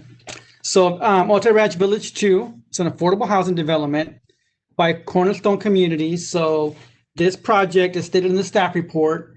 They have an obligation to provide 24 affordable rental units within the Otay Ranch community or meet one of the other compliance methods as stated in the Balanced Communities Policy of the City of Chula Vista. So the developers is proposing to pay the in lieu fee for 15 of those units, and that those funds will get deposited into the city's housing trust account for other affordable housing opportunities for other developers to build those 15 units. And then on the remaining 9 units, they're proposing to build accessory dwelling units within the project. So estancias is what's known as the community with the Otay Ranch Village 2. So they're proposing that 9 of those units, or a mixture of incentive credits, they would build those units in the larger single-family dwelling unit. So the single-family dwelling units we're talking about range from like 3,200 square feet up to 4,000 square feet. So those units, single-family homes, would have an accessory dwelling unit, and those restrictions for affordable housing will fall on the accessory dwelling unit. So those units will have a separate entryway. They'll be separate from the main house, but they'll also provide affordable housing opportunities within the Otay Ranch Village 2 community, so a developer meets their obligation to provide affordable housing. That concludes my presentation. I'm available for questions. Do the commissioners have any clarifying questions for staff before we go to public comment? Yeah, do we have any other units that, or any other properties that are being built like that currently? Or were built previously? Previously, they were. So in Otay, in part of Otay Ranch, a developer did do accessory dwelling units, but they were more like twin units. So one unit on one side was an affordable, and the other one was not an affordable with market rate. But we have not seen a developer propose an ADU to meet their affordable housing obligation. But this does provide opportunities for low-income residents. So it's a unique opportunity to live in a very nice area with amenities. It's in a master plan community, and it's a smaller dwelling unit. It's going to be like a 1-bedroom unit to a studio unit. So it will be only for 9. That's a proposal right now. If they're not able to meet the 9, because the homeowner will have to sign a declaration, covenants, conditions, and restrictions for 20 years to have these accessory dwelling units affordable to low-income persons or very low-income persons. So if the developer is not successful in getting those 9 units, then they will pay the in lieu fee to the city. Oh, okay, Jose, I think you lost me a little bit. So just walk me through this. So the proposal is, instead of the 24 low to moderate income housing units, yes, it's the fee and the 9 units? Yes. Okay. They're paying the fee on the 15 units, and on the 9 remaining unit obligation, they're proposing to build accessory dwelling units within the larger single-family home, and those will be restricted for 20 years for very low-income households. Okay, so we're essentially we're trading residential potential units for dwelling units or accessory dwelling units, quote unquote granny flats. Yeah. And the builder is, or the developer is going to tie in a restriction for 20 years so that the homeowner will rent those out to low moderate income families. Yes. Well, it's only one unit, so we're talking about maybe a studio, like a 500 square foot. Yeah. So, unit. But it's up to the owner to sign the declaration. So if the owner is not willing to participate in the program, then the developer understands that he has to pay the in lieu fee to the city on each of those dwelling units where the owner doesn't want to sign a. So if that were the case, then it's going to be the fee for the 15 plus the fee for the 9. Correct. Okay, I follow you now. Okay, yeah, so, it's definitely different. Okay, so let me get this straight. So if I want to buy a property right there, I'm the new owner. The builder will present to me a document saying, "Hey, if you want for us to pay for these ADUA permits and the fees, you have to agree that you're gonna rent it, you say, for 20 years to lower income class?" Yes. And if I say no, then I just pay it straight to the city. The developer does, the master developer, the owner, the one that's selling the units to the. But that is if I agree, that's if I agree to rent my ADU okay, let's say, is that only in the case that I'm gonna rent it if I'm building it for my mom and I'm not technically renting it, I'm using it for my own personal use? Is that gonna interfere with that? No. Like, how are you guys gonna find out that I'm renting it to a low income person? So they're gonna have to provide documentation to the city on an annual basis that it's rented to a low income person. So they're gonna have to submit documentation of that. Okay, but let's say, okay, I'm gonna rent it to somebody which is not a low income. And I just tell you, oh, I am not renting it. It's just my aunt who's staying in there for the month. How you guys are actually gonna manage that? Because it's a 20-year, like you going, like you're gonna knock and say, hey, are you actually a renter or a family member? So yeah, so we have in the declaration, they're signing, it's a legally binding agreement. And if they don't comply with that, then that's when, they're in default of the agreement and they have to go through the default process. What is the default process? The default process is we would contact the homeowner and saying you're not complying with the regulatory agreement for providing low income housing. And they have to provide a plan to us on how they're going to be in compliance. And if they're not, and if let's say, can they change their mind? And can they say, oh, you know what, I just don't want to do it anymore? Or what in the essence of, I buy this property, I'm going to sell this property when in 3 years, I thought at the time, oh, maybe this is a good idea, but now I'm selling this property and the new owners don't want to agree to that. Will that cancel that document or it will transfer to each new owner for the next 20 years? So correct, it does transfer to the next. You're bringing up some really good questions and really good points. Those restrictions stay on the property for 20 years, regardless of who's the owner. Whether there's an opt-out fee, I mean, that's if you guys want to recommend that they pay back an opt-out fee as a commission, we could recommend that to City Council, that we establish a fee that they have to pay if they don't comply with the restrictions. How much are you guys covering for those fees? Like, how much are you guys like giving what is the incentive? How much is the incentive? Maybe I missed. How much is the incentive that we're giving the homeowners to buy a house with this agreement? Correct. So we asked the developer that question. The developer is providing incentives. We don't know what those incentives are to get people to sign this agreement, but the master developer is providing incentives for these homeowners to hopefully, I mean, right now it's anticipated to be 9. If they don't get 9, then they have to pay the city the in lieu fee. The in lieu fee is how much is that? $124,220. $124,000. So if I'm an owner and I buy this property and I don't want to sign that, I have to pay this straight, like it's part of the. That's why I'm lost. Yeah, the homeowner doesn't pay it. The developer pays it. Okay, so the developer needs to have people agree to this. So when you come, say, I'm a new buyer, I go to Millennial, let's say, and I'm going to your Salesforce.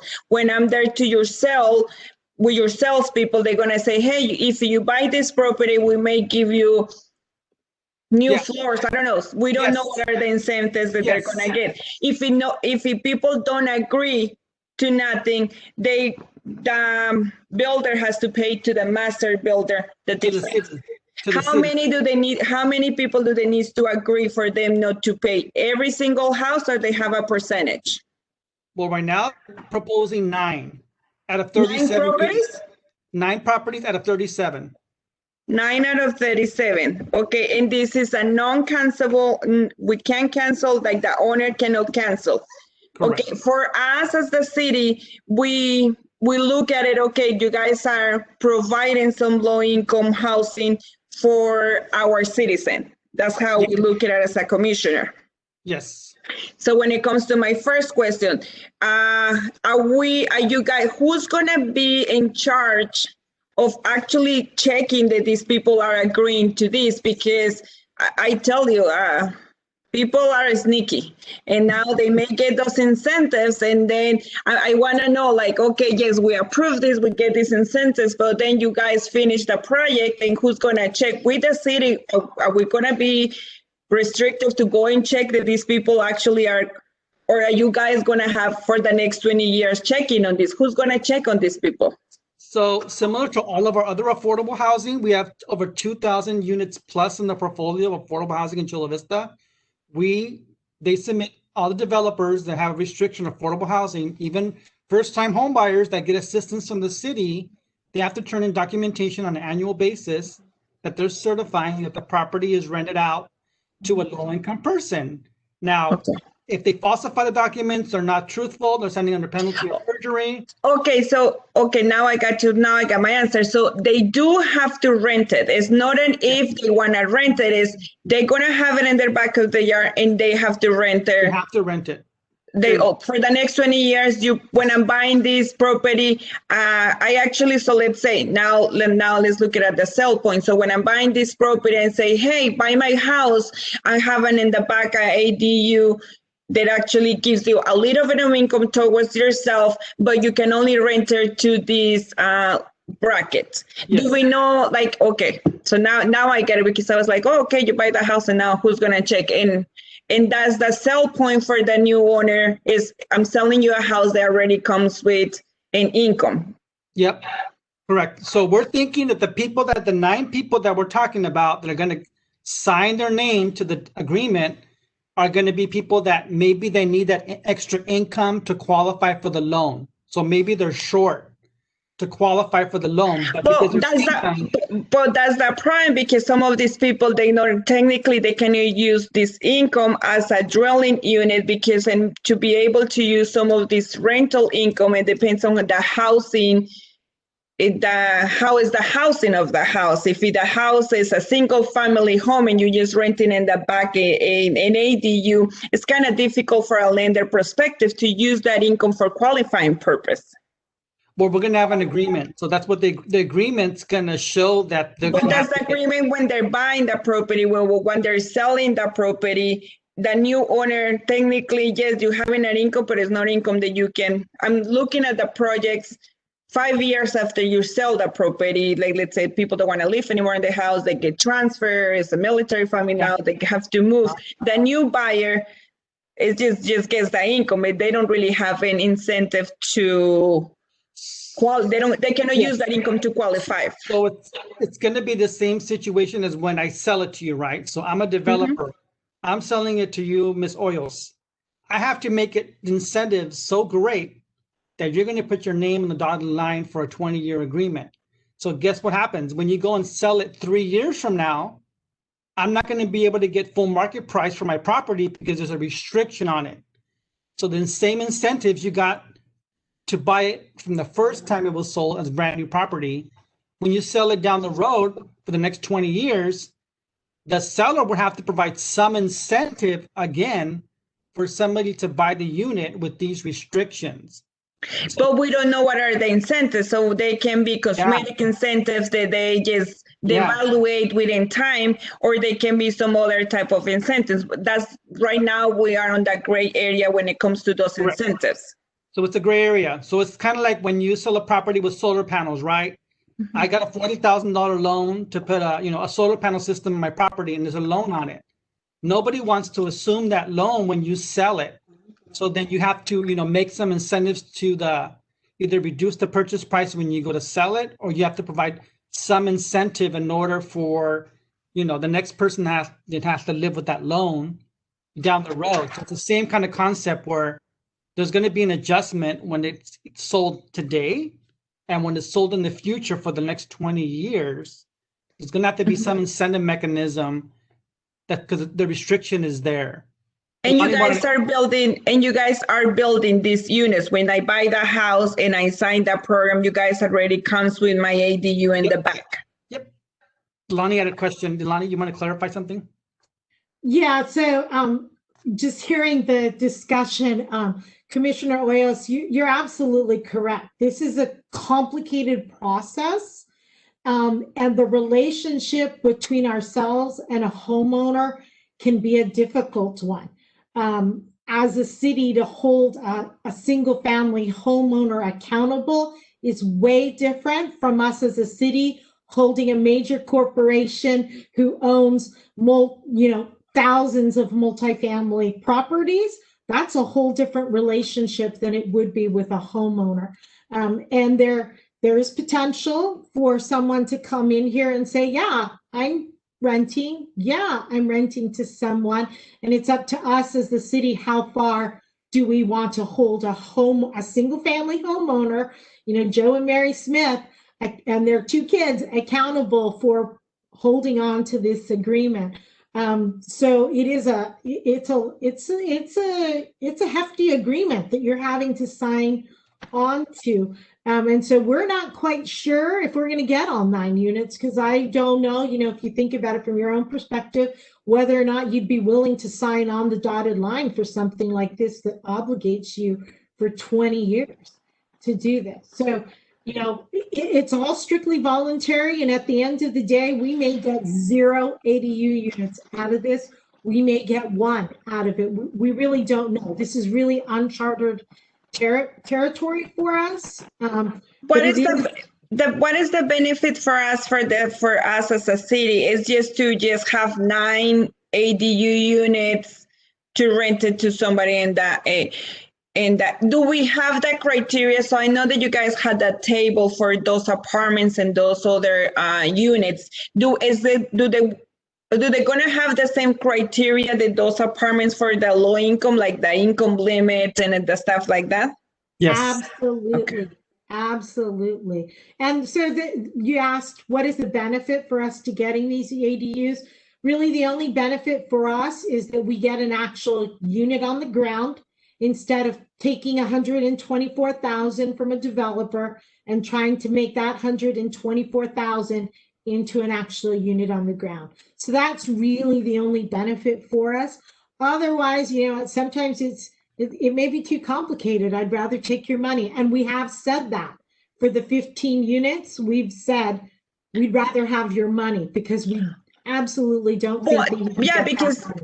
That's when it comes to the loan rate. We're giving them the money, or we're not making the money, hoping that those 9 units, they actually do what they're meant to do. Exactly. Which once we get the money, we can use the money. It's tangible. We have it in our hands. Here, we just have to wait for 20 years and cross our fingers that the next owners of those 9 units for the next 20 years, they are honest enough, they actually commit to what they're doing. Yes, you hit the nail on the head. That's exactly what we're looking And so, and what Jose said is at one point we can ask to see, let's say, if they break the law, if we find out that they break the law, is there any penalty that we can do? Maybe they don't pay all the 1 in 24, but let's say, can we find them and who gets the money? Let's say we find out that you, Jose, are renting the house in the back to somebody else, there's no low income, or you just having somebody else living in there. Can we find you? Can we get something from the homeowner that we say you committed to this? Can we get a way to have them either a fine or for them to pay back or something like that? They can guarantee us more hands on those homeowners that they're going to purchase those homes. So the answer to that question is no, we are not likely to just set a standard penalty fee. Okay. The recourse for us would be that we would actually have to take a homeowner to court and look to remedy the situation for our loss in the benefit that they were supposed to. So, the only way this gets taken care of is through a court litigation process. And it takes forever, so. It takes forever, and it's the big city going up against the little homeowner, and we just look horrible. Smith and their 2 kids. Okay, so that's we look worse. We look worse. So I mean, we are taking quite a bit of a risk in going down this path for an ADU concept. ADUs do seem to be kind of this wave of the future that the state likes to see as affordable housing. So it's a way in which we can kind of test the waters to see if it works and if it doesn't. To see if there's an appetite in the community to do something like this. And, if we get one or two buyers, maybe we learn from it and make the program a little bit better. But we're just trying to provide some kind of flexible option for this developer to do something with his 9 units than building a whole huge giant multifamily rental complex. If I can chime in for a second, these 9 units that would be, the dwelling units, they count toward the inventory that we need to report for the quota that we need to meet. Yes. So I totally understand Commissioner Hoyos on this and the frustration of not really being able to enforce anything for a family of 4 as opposed to the corporation.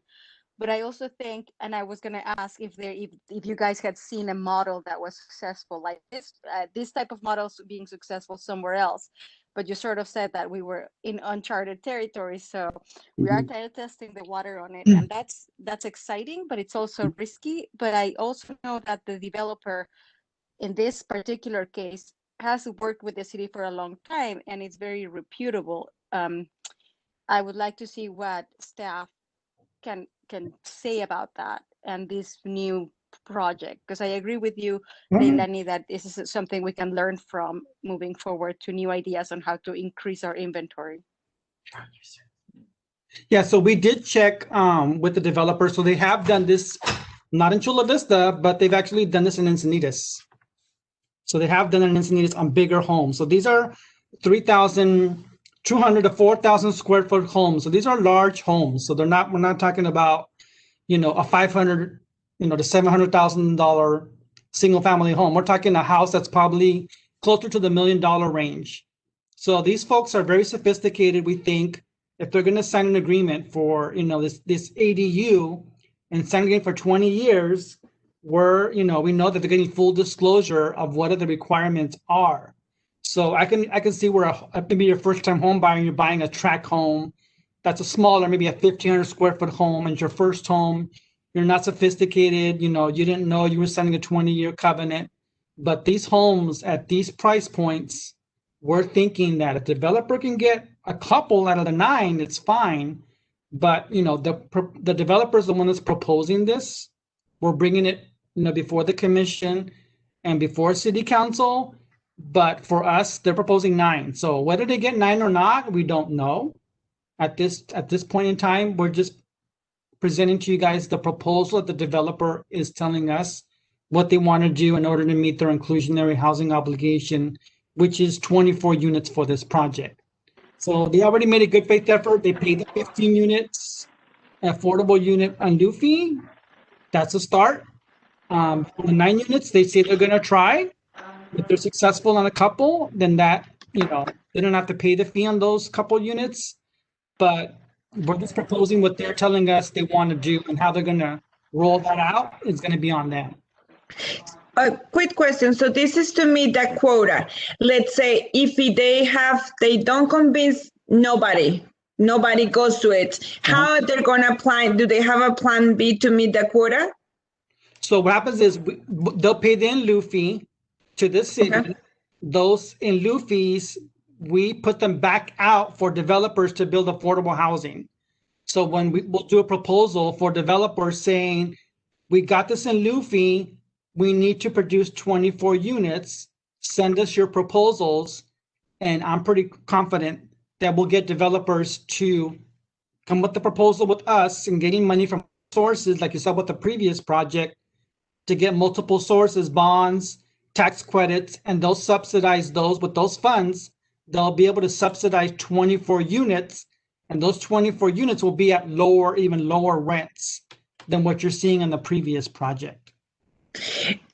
Do we have to agree to all 9 units, or can we agree to a lesser number just to kind of test the waters with this project? Let's say we prefer to take maybe the money from half of it and just only do 4 units. So we get 4 of the D&D money and we put 4 to build those properties, or do we have to agree to all 9? Well, right now we're agreeing to the 9 based on the developer's proposal. But like I said, from a staff level, like Leilani said earlier, we don't think they may or may not reach the 9. Okay. I mean, you have to have 9 people to sign this. So we're starting with 9. They gave us the number of 9. I think it's just a good starting point. But at the end of the day, you have to have 9 household members to willing to sign this agreement. And we think that it's, they're going to try. They say they have 4. So I don't really know if they're going to be able to get at least 4. But you're right. I think 4 is probably what we're going to end up with, based on what I'm seeing and what I'm hearing from the developer. Probably going to get probably around 4. Jose, quick question on, was this an amendment? Was this a change? How do we go from the original 24 low to moderate income housing units to the proposal that the developer is making? So the developer has the developer built 233 units total in Otay Ranch Village 2. So 5% have to be for low income and 5% have to be for moderate income. So the 10%, that's where the 24 unit obligation comes from. Okay. So they have to provide 24 low and moderate income units per the Balanced Communities policy. So they've already paid the fee on 15. They have to provide 9 units per the policy. So that's how you got to the 10% and how we got to 24. So, but the 24, they knew about that number from the start. From the start, absolutely. Okay. So they're kind of behind. That's why the 15 unit in lieu fee came to the city, because we told them, because you've already built most of the units. This is the last development. Yeah. So City of Estancia, the 37 units, this is the last, out of the 233 units, this is the last one that they're under construction to build. Everything else has been built. So they've already built over 200 units approximately already. And what was the original 24 for home ownership or for rental? Most of them are home ownership. All of them are Okay. home ownership. So there's no rentals in this community. So all of them are home ownership. In the report, they're all, so it's the project names are in the staff report is Estancia, Cambria, Aventine, Montera, and all of those are single family or townhomes for sale. This will be the only rental community within that whole development under Cornerstone's ownership will have potentially 9 rental units. Okay. So I guess my main, I'm clear now that in a perfect world, we would have had 24 low to moderate income residential housing dwelling for individuals or families, and now we're going to potential 9 ADU units that can be rented out. Correct. So the city's responsibility was to use a 15 unit in lieu fee and develop those 15 units somewhere else. Okay. They're not going to be in that village. They could be in the village, but those 15 units, the responsibility falls now on the city to put that money out to another developer to build 15 units somewhere else. And that's within the Balanced Communities policy. Yeah. It allows them to either build it on site or pay the in lieu fee or work with another developer to build the 24 units. Yeah. We're basically bailing them out of the 24 units and settling for 9. Well, we got 1.8 million for the 15. So 1.8 million, if I go to a developer today and saying, I'm going to give you 1.8 million, can you give me 15 units based on these subsidy levels? And if they get other financing from other grants or other sources, they'll be able to give us the 15 units that the obligation is requiring. So that's the way it works in City of San Diego. A lot of other cities have either you built it in the project or you pay the in lieu fee. Yeah. No, and I think we've crossed this path multiple times of the either or, right? Yeah. Yeah. I guess my only kind of feedback overall is if we knew that we had to build 24 units from the start, and now we're here having this conversation, proposing this to the city. Yes. I guess that's where I would like focus my attention. Yeah, so we are fine-tuning our processes regarding tracking where developers' obligations are at, so that we don't have this situation, in the future where if we know they have to have a 24 unit obligation, within their agreement, there's triggers. So the fact that, we thought they were going to be able to build 24 units, whether it be home ownership or rental in the community, and they ended up not building those and paying the in lieu fee. I mean, that's the mechanism of the policy. The policy allows for them to tell the city, I'm just going to pay you the in lieu fee. Most people don't, like all the Chelsea investment projects we've done in the past, they've actually built the unit on their own. So this is probably one of the first projects that we've seen where somebody voluntarily pays the in lieu fee and they don't go to another developer and assist them to build a unit somewhere else. And also, we don't even know if we were going to have 9 because at the end, they just don't even sell this proposal of that 20-year and we're going to end up with 0. And it was 0, but then they would pay the in lieu fee. So we have the money to incentivize somebody else to build them somewhere else. So there's no mechanism to force somebody to build a 24. The way the policy is either you can build it on site, you can build it somewhere else, or you can pay the city in lieu fee, but then the city's responsibility is to reinvest that money back in the community to get to 24 units. And Jose, just sort of to remembering a couple of meetings ago, the challenge is that we don't necessarily have the land to build those properties. That's a challenge. That's why we want them to build those units, because we don't have enough land and inventory. Am I off on that?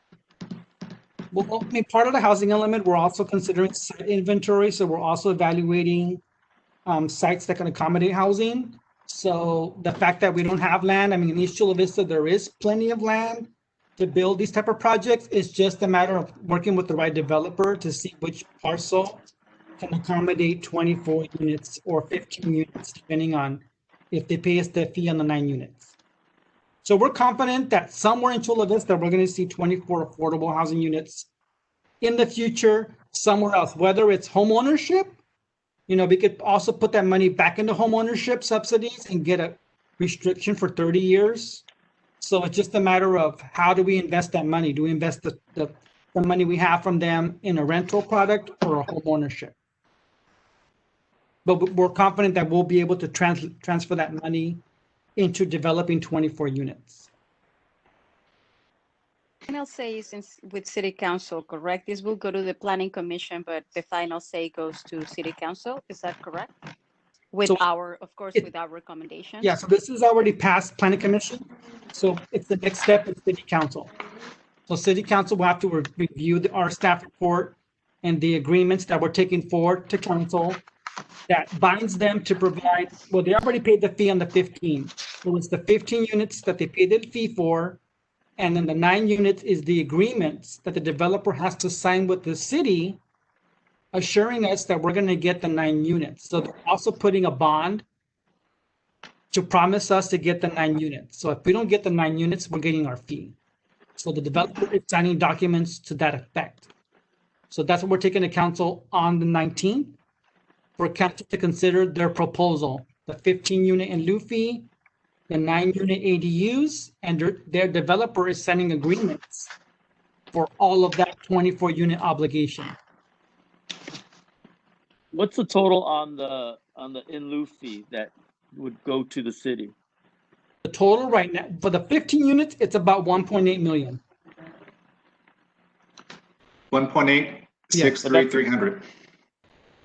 Yeah, and that's for the 15. And then if we had the whole 24, then we would get another, on 9 units.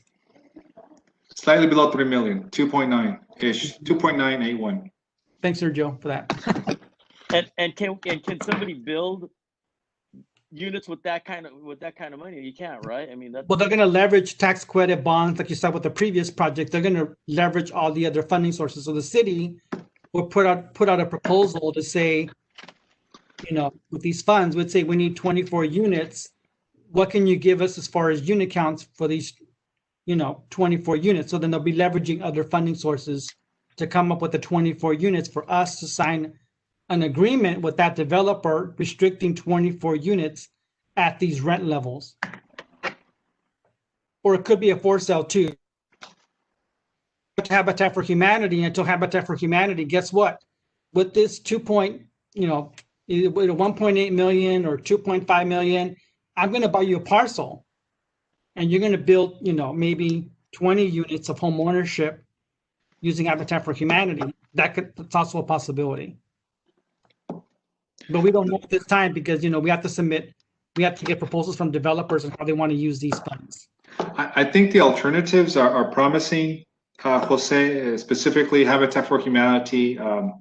Obviously, they're a great program. It helps low to moderate income families, very, very low income families, with sweat equity. I guess my main point to address here is the it's kind of like procrastinating. I'm sure that the developer has forecasts, they have an analyst, they have project managers, and if they need from the start that they had the task to build 24 affordable housing units, and at the very end they are opting to, which is their right? It's a right that they have. They're opting to pay quote unquote the fee.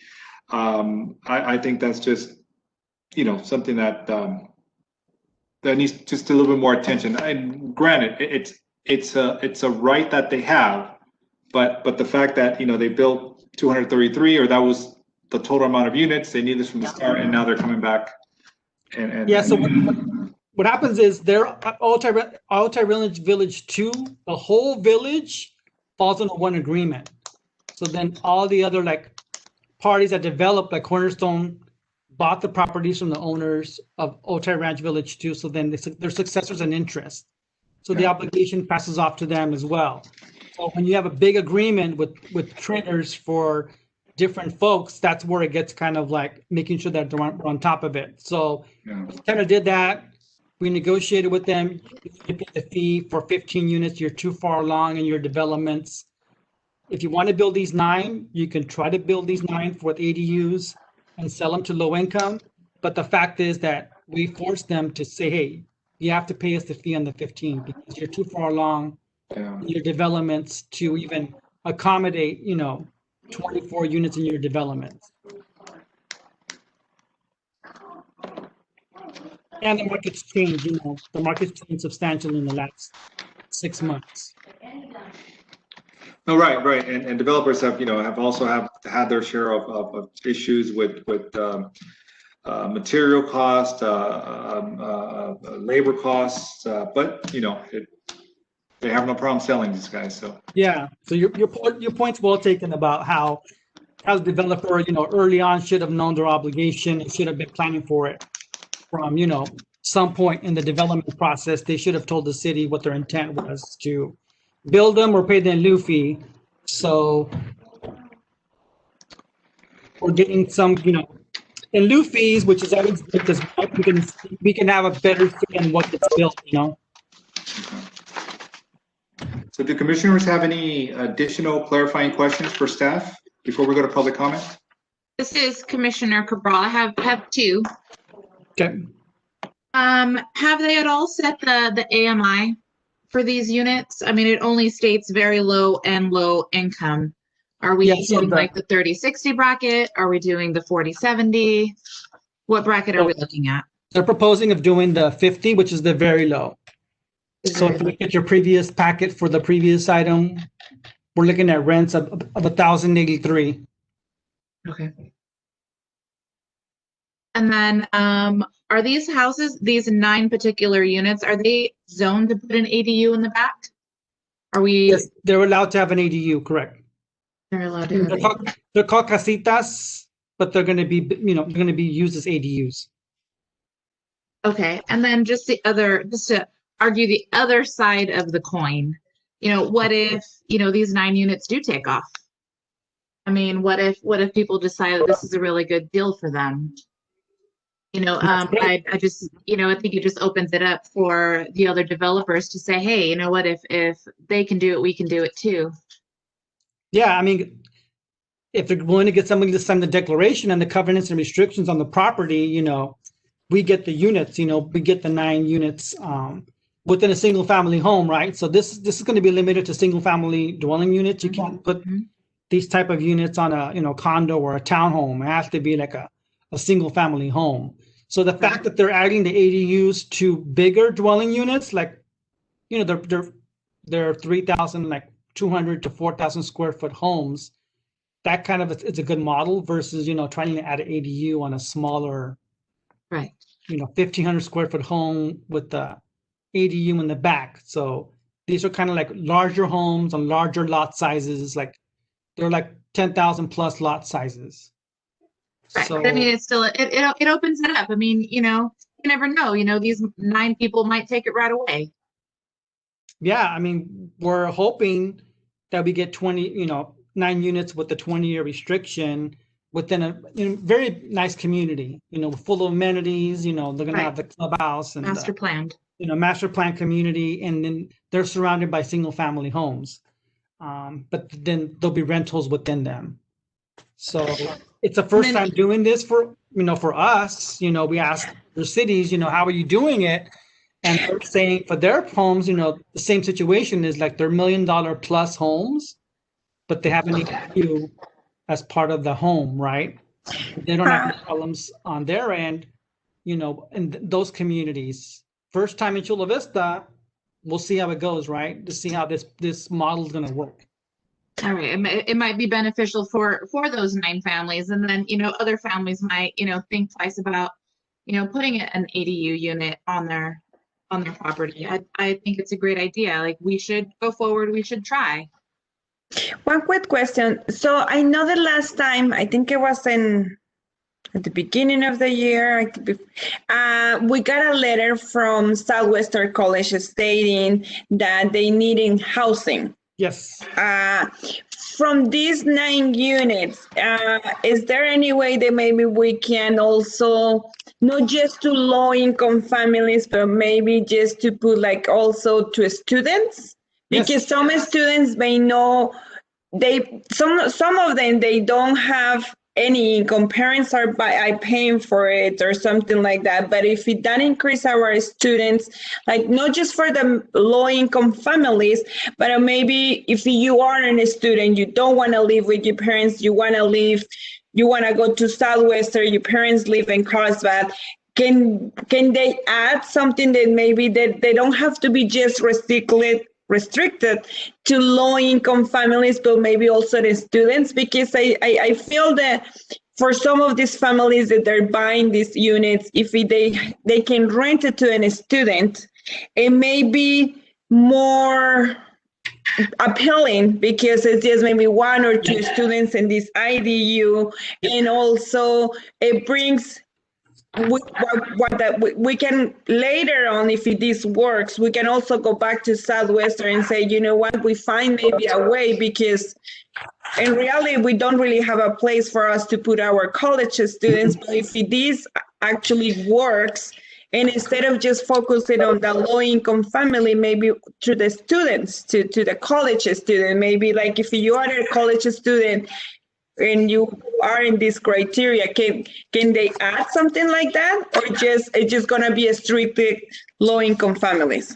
Yeah, so that's the property owner to decide. When they market the property, they can market it to students that they want. They can market it to seniors.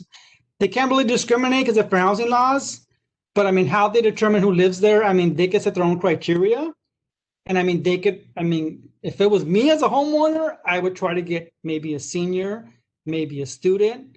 I mean, it's up to you. You're going to decide who you want to, which rent you want to charge. You can charge $1, to somebody and still meet the requirements of the program. It's going to be up to you what rent you want to charge, what criteria you want to charge. Okay, so they can charge whatever they want. Is this whoever is going in the maximum, up to the maximum, which is like what, 1,000 you said? 1,000 and something? 1,083 is the maximum for 50% for very low income.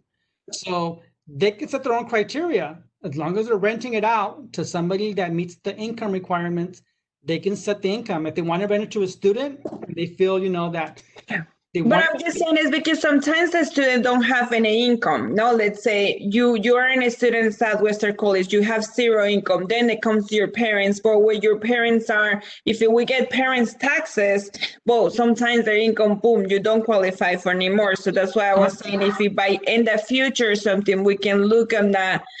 Like if you are a student, like maybe you just have to be a Southwestern College student or something, so that way we can also start solving the problem for Southwestern so we can bring more students to the South Bay area. So back on the letter that you discussed earlier in the year, that was related to housing element. So in the housing element, they wanted to have policies in the housing element to address student housing. And there's other mechanisms too. There's also density bonus where developers, if they provide more low-income housing, they can provide, they could build more housing in one size lot. So one of the mechanisms too is that if they do student housing, they can get to build more units. Well, Lonnie has a question. She has a hand up. But they're not even building. They're not even building our 24 units. So yeah. So I just want to piggyback on Commissioner Hoyos's comment. One of the reasons why we are recommending that we move forward with the 9 units as the ADUs is, it is a little bit risky. There is some benefit, like what you discussed. ADUs do make a great housing opportunity for folks when you want to bring your mom or your dad back into the home and care for them.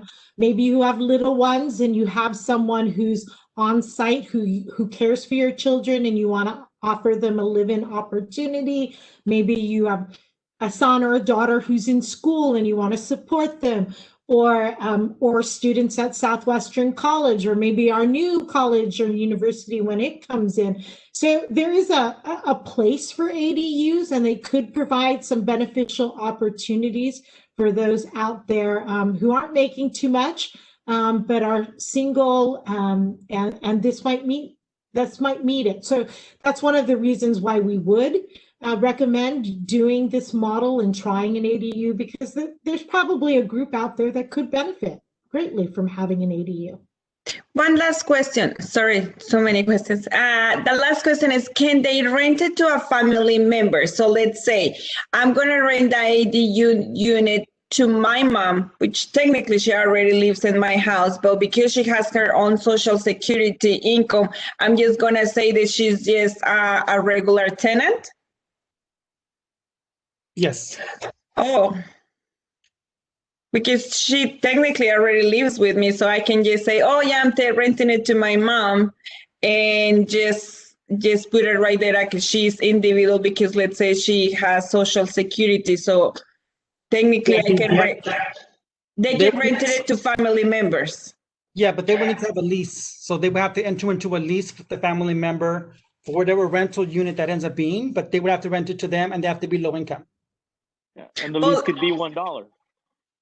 And I can rent it to my mom, which she already lives with me, and I can just do a rental and say, hey mom, I'm gonna rent you the back and the yard. You just have to give me your Social Security income paperwork every year so we can rent it. So technically I'm not really offering anybody housing because she technically already lives with me, and my way to get around to that is renting it to her, because they can rent it to their own family members. Right, but at least she would have her independence, she would have her own space. So it does make, this type of model also makes for good multi-generational living as well. Which is good, and then don't get me wrong, I think the idea is really good. What I don't like about the idea is how the builder moves out of giving us the affordable housing to the people they actually need it by giving us, oh, here are 9 ADU units, when at one point they were going to give us the 24, then they say, well, we're just going to pay for 15 because we don't want to build it anymore. And now in the last crunch, and instead of like paying, which we can use the money to do other things in the future, we just maybe ended up giving 9 units, which is almost $1.5 million with a program that we don't know if we ever gonna be actually helping a low-income family because some of these families can get creative on the way they use these ADUs. So the program is right. Don't get me wrong. I would love for more builders to give their buyers the incentives to have their ADU units. Is the way they got presented to us in the way that we were promising 24 affordable homes. Then they got to 15, and now we're in the last night. And they're saying, well, we may pay it, but we may also get it, and we don't have any saying or doing with those 9 units after they get built. That's where it gives you a bad taste of the mouth of the presentation. I agree. The city and staff is being extremely flexible with the developer. I'll leave it at that. But we're also counting these units for our obligations for housing goals. So these 9 units, if they build 9, they still count for our obligations to provide low-income housing. Yeah, but we might open up opportunity for another organization to come in and do 24. Yes. So, you know, I mean, we might be getting 9, but we can get 24. Yeah. But I mean, people are creative. I mean, if I find, I'm serious. If I put $2 million out in the community right now to the affordable development community, I'm going to get a bunch of people knocking on our door saying, I can give you 24 units for $2 million. They'll make it work. Whether they're the smaller nonprofits or, you know, the Habitat for Humanity, it will be home ownership product, or the presentation you heard before from the new community that wants to do projects in our community. You know, it depends on, you know, I've seen subsidies, other projects, Landings 1, the city subsidy was only $1 million because they were able to get other funding from other sources. So we don't know, but I'm just confident that we will get these units to another mechanism. That is, if we say no to the ADU, we just take the money, and if we stay with our money, we have the possibility, like you said, you feel confident that we can find any other developer that may give us those 24 units that we need for our quota. Correct. I mean, that's up to the commission to decide if they want to recommend that to city council, that their proposal is to provide, you know, pay the in lieu fee for the 15 and provide the 9 units, or, you know, under the Housing Advisory Commission, you could say, we want all the in lieu fee. We want the in lieu fee on the 24 units. So it's whatever you guys as a commission want to recommend to city council. You could recommend, you know, pay the in lieu fee on all 24 as a commission, or you can recommend the proposal that they have before you is the go ahead and allow the developer to try to build, you know, offer the 9 ADUs to low income. I think that in this market, you know, you can definitely get 24 built. Yeah. And not just settle for 9. It'd be different if we're in a different market. We're hurting for properties, but we're not. Or people to develop. I have a question, a little bit off tangent. Is there a contingency plan to prevent these ADU units to become Airbnb type properties? Oh yeah, I mean, they have to be rentals. They have to be rentals for a lease period, at least, you know, month-to-month rentals.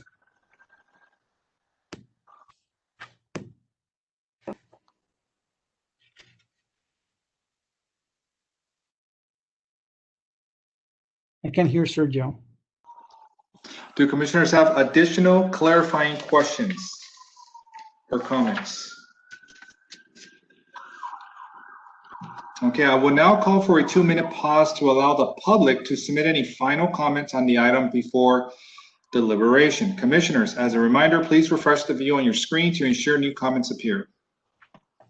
Will staff please display the public comment and start the timer?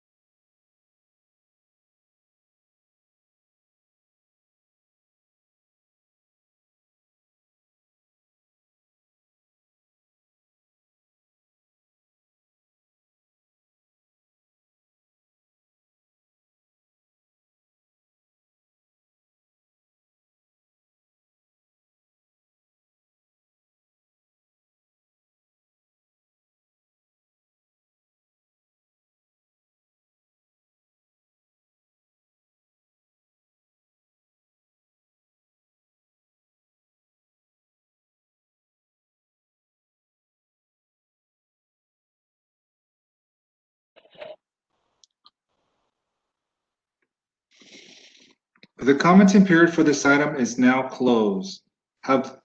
Secretary Rodriguez, would you please announce for the record the number of comments received in favor and opposed to the item? 0 comments were received in either favor or opposing. Thank you, Secretary. Do commissioners have comments or questions? This is a time where we begin deliberation.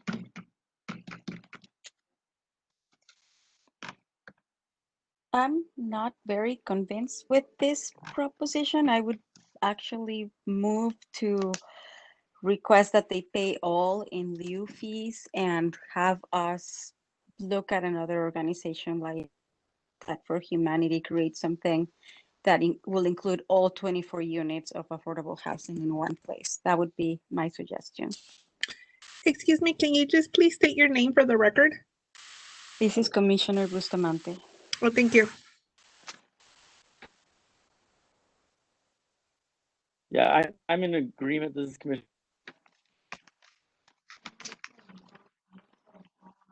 Kind of different market, okay, but I think in this market right now, we give an opportunity to another developer to give us 24 units.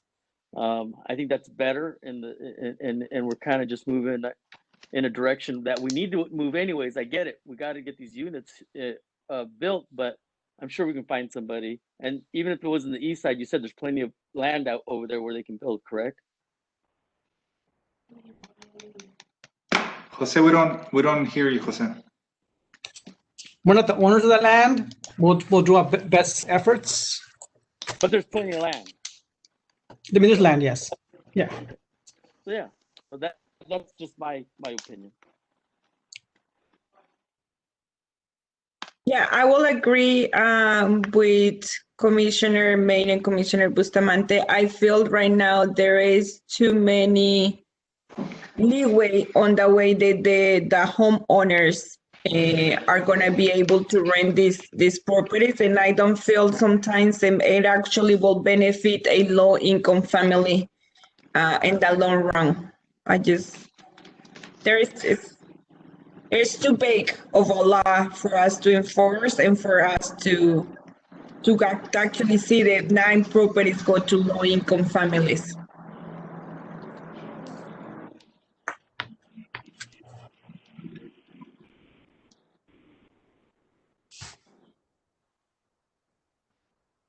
Any additional comments from commissioners? I would also have to agree with Commissioner Merino, Hoyos, and Bustamante. I really think that the developer had sufficient time to plan things out. I think they came to this knowing that they had that option to pay the fee. And I mean, if the developer wants to, they can build the ADUs and sell it without the restriction. I mean, that actually is a very, very popular design, the multifamily design, for multi-generational families. I think Leilani described earlier. But I think that, the changing they're a very experienced builder. They had, more than enough time to really plan things out. And I personally feel as well that, allowing the fee now to fully go to 24 affordable housing units, where we can incorporate other developers that can really keen in on making sure that, the units do get built. So I guess, Secretary, can you walk me through this motion? Do I call for a motion, or do we just go straight to each member's vote by roll call? I think hello? Okay, I think a motion would have to be called. The staff recommendation is to provide an advisory recommendation to City Council. So that would have to be the motion if you want to provide an advisory recommendation to City Council. Okay. So this is Leilani. yes. I'll guide you through this. you could, that is the recommendation that staff is making. You would act on the recommendation. If there is a differing proposal, you could entertain a motion for a differing proposal as well. So you would vote on the recommendation. It sounds like that the tide is leaning towards not approving the recommendation, and that's what you would do.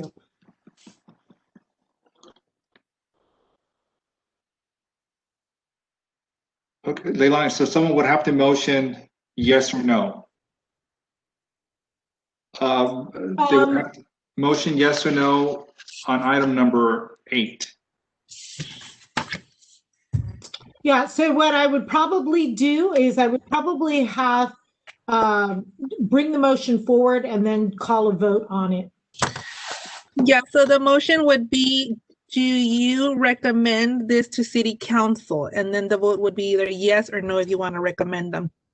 So just because you're making the motion and seconding the motion does not obligate you to vote in favor of it. Does that make sense? Got it. Okay. So the motion would just help to speed the process along so that you could take a vote on it. Could I make the motion? Let's go ahead, Jose. I just want to clarify that this proposal falls in line with the balanced communities policy adopted by the city council. So they're in line with the policy. So the Housing Advisory Commission, we're asking for a recommendation, but it's the recommendation on how the developer is getting to meeting their obligation. And within the balanced community policy, they're meeting every intent of that. So for you guys, I mean, I'm not going to sway your vote, but to say you're against it, you're going against the policy that's established by council. So I just want to remind folks that it's the policy that their proposal to meets the intent of the balanced communities policy. So if we have a recommendation on how they can, go ahead, Leilani. So I'm sorry. So yes, it is the intent. It meets the intent, but there are multiple alternative ways, one of which is to pay the in lieu fee as well. So you could go on the recommendation, vote on it. If you have a suggestion as to how they should satisfy it, you could also make a motion as to that as well. So we can recommend, let's say, no on the 9 units and for them to just pay the 24 in lieu fee that they just need to pay, and we just motion and vote on them just paying us for the 24 units, and we recommend no on the ADU and just on them paying us. Yes, you could make that motion and vote on that motion. And part of that motion could be to recommend using those funds going towards another developer for the 24 units. Correct? Yes. Correct. That would fall in line with our housing element, right, Jose? Because the funds will go directly to that account. I forget, you said the name, you said the account, yeah. Yeah. Okay. Okay, so okay, I'm sorry. So once we make the motion, then we go to the individual member vote roll call. Yes, and I believe I think I heard Commissioner Hoyos making a motion. Okay, Commissioner Hoyos, can you just repeat for the record, just the motion? So I motion for them to pay us for the 24 units, and we recommend for no on the ADU. Just on. And for the funds to go to the another developer, so we can use it to build the 24 units in the future. Is that correct? It is, but I think we might just motion. Motion to vote. Oh, no, I mean, I'm sorry, Leilani, should we just make the motion exactly how it is on the item, right? We motion, I'm sorry, I'm not repeating this, but motion for the 24 units, for the developer to pay the fee for the 24 units. Yes, so if I understand correctly, I'll try and restate it. The motion on the floor is to request that the developer pay as an alternative satisfaction of the balanced communities policy in lieu fee with that fee to be deposited into our inclusionary in lieu fee trust fund account to be used for the development of other affordable housing. Is that somewhere where we want to go? Yes, and that was Commissioner Hoyos. Yes. Do we have a second? Can I second that? I'll second that motion. James, this is Commissioner James Marino. So motion by Commissioner Hoyos, second by Commissioner Marino. I will now request each member to vote by roll call.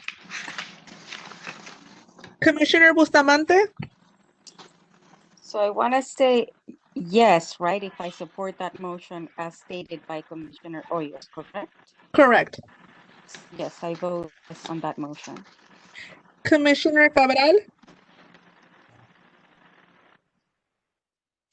Sorry. Yeah, Commissioner Cabral, yes. Commissioner Hoyos?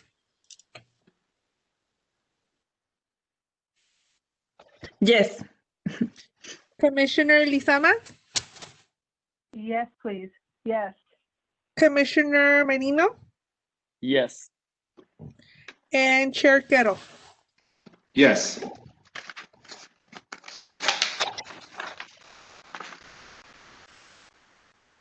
So we move on to item number 9. Am I correct, Secretary? Correct. Yes, so the next item on the agenda is item number 9, first-time home buying funding.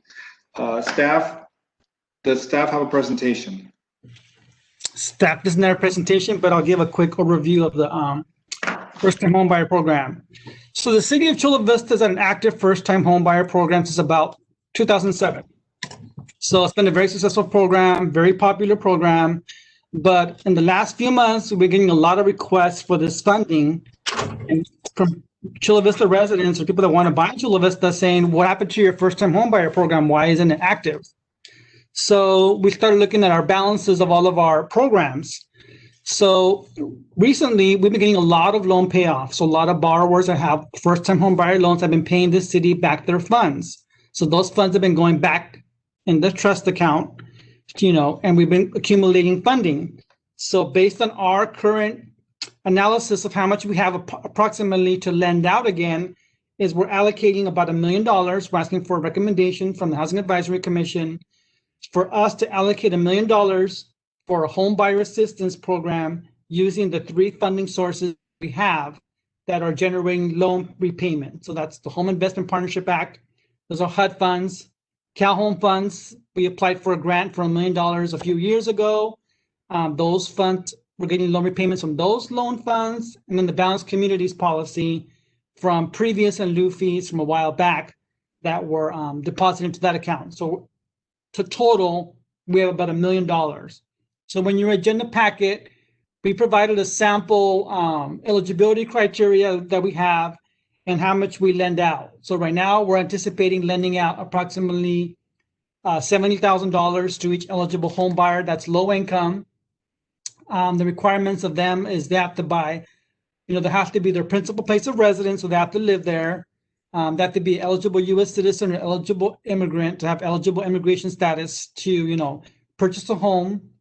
They have to qualify for a first mortgage because we're gap financing to help them purchase a property. So for example, if somebody qualifies for $300,000 on their own and they need another $70,000 to buy the home, then that's where we'll get the gap. We help them reach, enough funding to purchase the home. They have to contribute 3% of the purchase price towards the home, and then they have to comply with our guidelines. So we have guidelines that kind of direct people on what we're looking for, what documentation has to be provided in order for us to determine eligibility. And then the city, we work with certified lenders. So back in our previous program that was administered through the city with the help of a nonprofit, we developed the certified lender list. So the certified lender list comes into play. Those lenders have experience doing down payment assistance programs. So we try to work with those organizations that have some expertise and are willing to have the patience to help people qualify for these programs. It's a unique lender that has the wherewithal to, use this program and other programs to help people, buy their first home. So we're asking for recommendation from the Housing Advisory Commission for us to allocate those funds for the program and then restart the program. So that's what we're looking for, the Housing Advisory Commission's recommendation.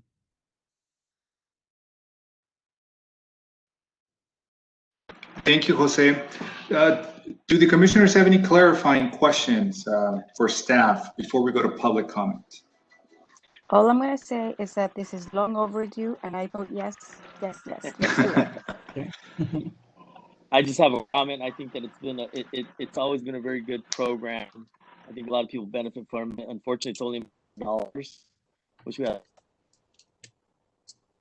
because it's very difficult to come up with that 20%, especially in this market right now, where people need at least 20% to purchase a home. The other difficulties that people are having, and this is that there's a shortage of homes. So, for them to get one and not have 20% is very difficult. There's no way around it. So I think it's a great program.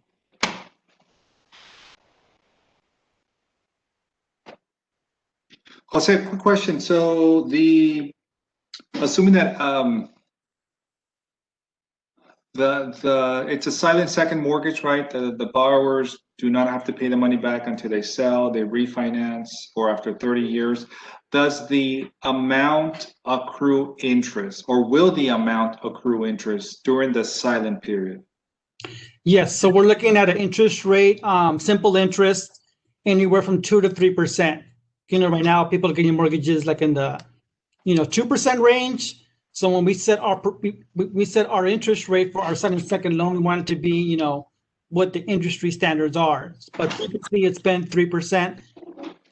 2 to 3% is what we've used in the past. Absolutely. It's simple interest, so it's not considered negative amortization. Simple interest, it's only accruable based on the outstanding principal balance. So every year, that interest that accumulates will not accumulate more interest. So it's only based on the outstanding balance. Okay. Do the commissioners have any additional clarifying questions? Yeah. Is this one forgivable after the 30 years? I don't know if I caught that part. No, it's always due and payable. So it puts money back in the trust fund to help more people. That's what this $1 million is pretty much funding that we have accumulated, or we're adding more money from new sources. But I would say roughly maybe about a third of that is coming from loan repayments.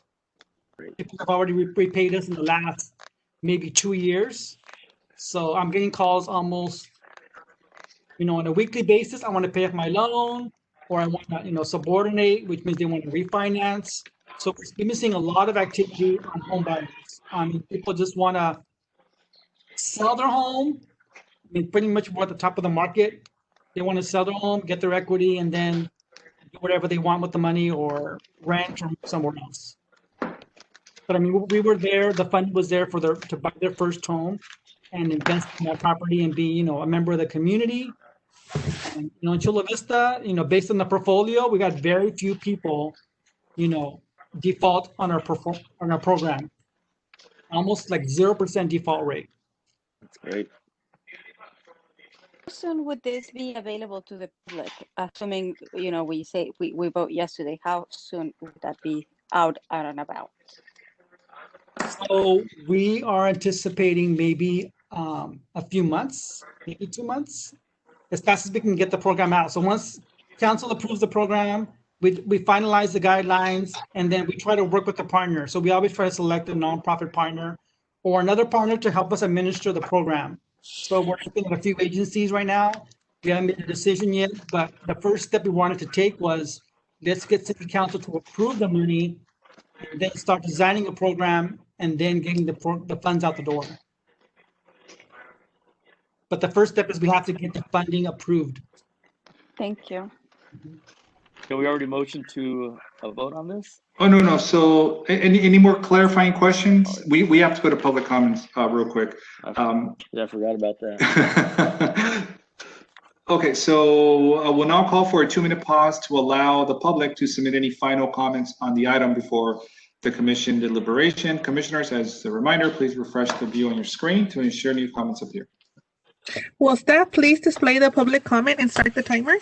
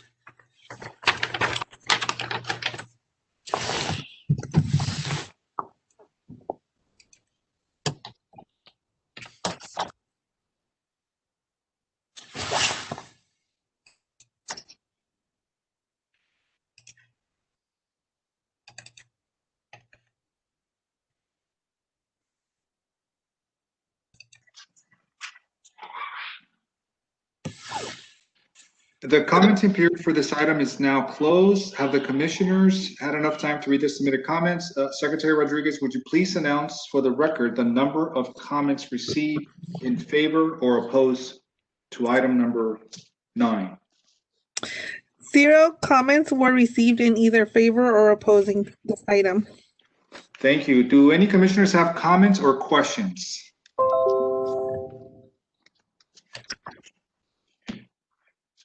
All right, so before we go to the motion, I just want to add, Jose, once again, thank you so much for the presentation. I want to echo Commissioner Bustamante, long overdue. I will add a page from Cal CHA on how they focus on that 80% AMI to 100%, 120% AMI. I know that the first-time home buyer down payment assistance program strictly is based on that 80% AMI with that sliding scale.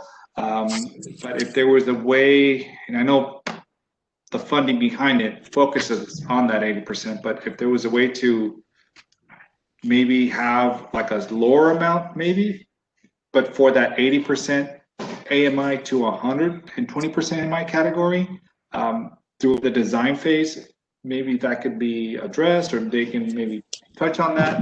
I think that would also help families here in the city of Chula Vista, but that's more like a suggestion, I guess. Okay. So do we have a motion? Commissioner Moreno, motion to approve.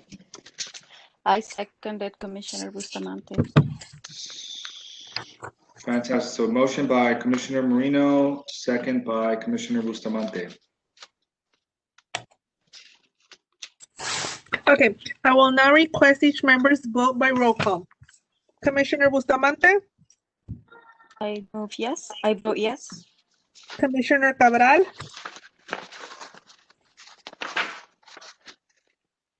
Yes. Commissioner Hoyos? Yes. Commissioner Lizama? Yes. Commissioner Merino? Yes. And Chair Quero. Yes.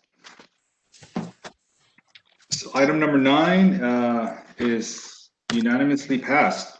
So we move on to other business, staff comments. Any staff comments? Does staff have any comments? So in the interest of time, it's pretty late. I'm going to leave my comments to both Jose and Angelica. Angelica Davis is with us to share an update on our homeless outreach efforts, the homeless shelter that you may be hearing about, and then Jose to address what you may be hearing in the news about tenant-based rental assistance coming our way. So with that, let's start with Angelica. You haven't heard from her tonight. Ooh, sorry. Hi, can you guys see me and hear me okay? Yes. All right, good. Hi. So last we met, I gave you a really brief update on the future South Bay homeless shelter. So we're limited on time, like Leilani said. It's been kind of a long night. But I still want to get back to you and give you an overall picture of what the city is actively doing for homeless, not just with the shelter, but with the number of other services that we provide. So I'll start with the shelter. The city, we positioned ourselves to begin development as soon as possible. So funding has been secured, the development, for the development and the ongoing operational costs. So the design for both on and offsite improvements have been completed. The mobile and bathroom and laundry facilities are already under construction, which is really exciting. And the contractor has been selected for the site improvements and the reconstruction of the sprung structure, which is the tent that we acquired from the city of San Diego. So developing the first shelter in the South Bay is our biggest goal, right? But we still have to find a way to alleviate or minimize some of the challenges that our homeless are facing. So in the past few years, the city has always found a way to fund new programs that serve the homeless, whether it was food, clothing, temporary cold weather shelter with our hotel motel voucher program, or partnering with the Interfaith Shelter Network. But last year, we really found ourselves in a really great opportunity when we received the HEAP funding, which is when we really teamed up with our police department, homeless outreach team, Alpha Project, and other social service providers to do weekly outreach.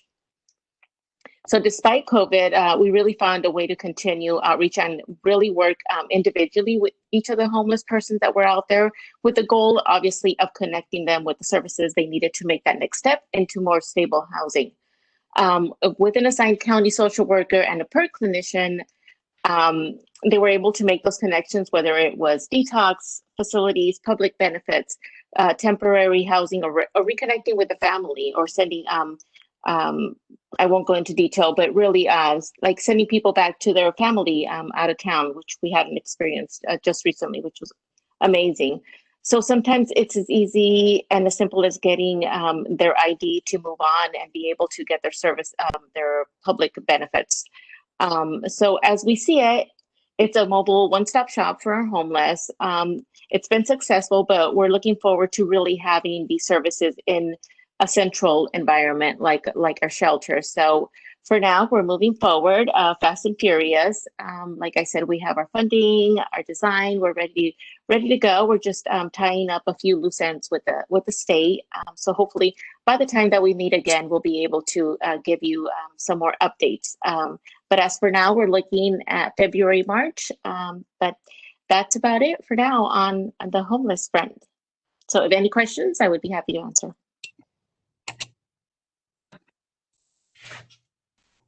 This is Commissioner Cabral. You said we're looking for something central. Do we have any potential areas that we're looking at? We do have an area. We're looking in the south region of the city, somewhere along the line that borders San Diego as well. We do have a site in mind, but nothing secured right now. Okay, thank you.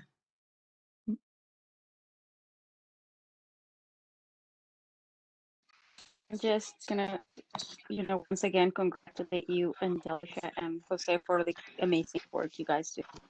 I really, really appreciate it. Thank you. Thank you, Commissioner. So perhaps, Jose, if you could speak to the new stimulus money and as it relates to tenant rental assistance in the COVID-19 era. Okay, so the city received some CARES Act funding to the county and the state of California to help folks that were affected by COVID-19. And that was, we helped 256 households with approximately $930,000. In January, the federal government approved another round of stimulus funding, and 3 jurisdictions in the San Diego region are eligible to receive funding directly from the Treasury Department. So it's the city of San Diego, the county, and the city of Chula Vista. So we don't have an exact allocation of how much we're going to receive, but we know it's going to be a substantial amount of money. And that's going to be help people with their back rent and 3 months going forward at a time. So it will require an application. People have to be low income. So that's new with the other CARES Act. There was no income limitations, but most cities did impose some income criteria. So it's going to help people below 80% of the area median income. And that's income at the time or income based on your 2020 income. So we're looking forward to getting a notification from the Treasury Department that our application was successful. It was just a simple application that we got to submit that our intent was to receive the funds. And we're looking to go into city council sometime maybe by March to go ahead and allocate the funds to the program. So it's going to target people that are below 80% AMI, they have a COVID-related hardship, and that they need help paying their rent, either back rent or forward rent 3 months at a time. And the program has the funds to be spent by the end of the year, which is December, end of December, calendar year.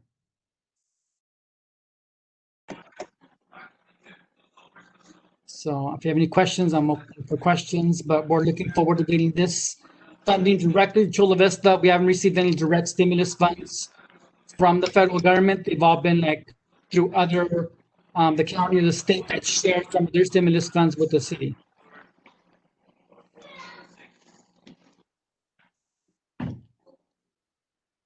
Any comments for Jose or Angelica? Great. So we'll move on to Chair's comments. I just want to take just a quick minute to thank the staff, Leilani, Jose, Dania, Angelica, and Secretary Rodriguez. I know this was a very long meeting. We appreciate your time as well. We appreciate how much you work on the agenda, on the packet. And just a quick plug to the commissioners. Once we receive the packet, I know at times it's quite a bit of documentation, but if we go through the, if we go through the paperwork, right, it makes the meeting go a little bit more smoothly as well. But just want to thank again the Chula Vista staff for all their hard work and dedication. Now I open it up to commissioners and board members. Any comments from commissioners? Just welcoming to our members. Thank you for joining. It's a big commitment, and we are grateful and happy to have you here. I echo that as well. All right, so it is 9:10, and I'm adjourning this meeting to the next regular meeting, which will be on April 28th. I'm not sure if we have the correct date or not, because I believe we said February 24th, Leilani, special meeting.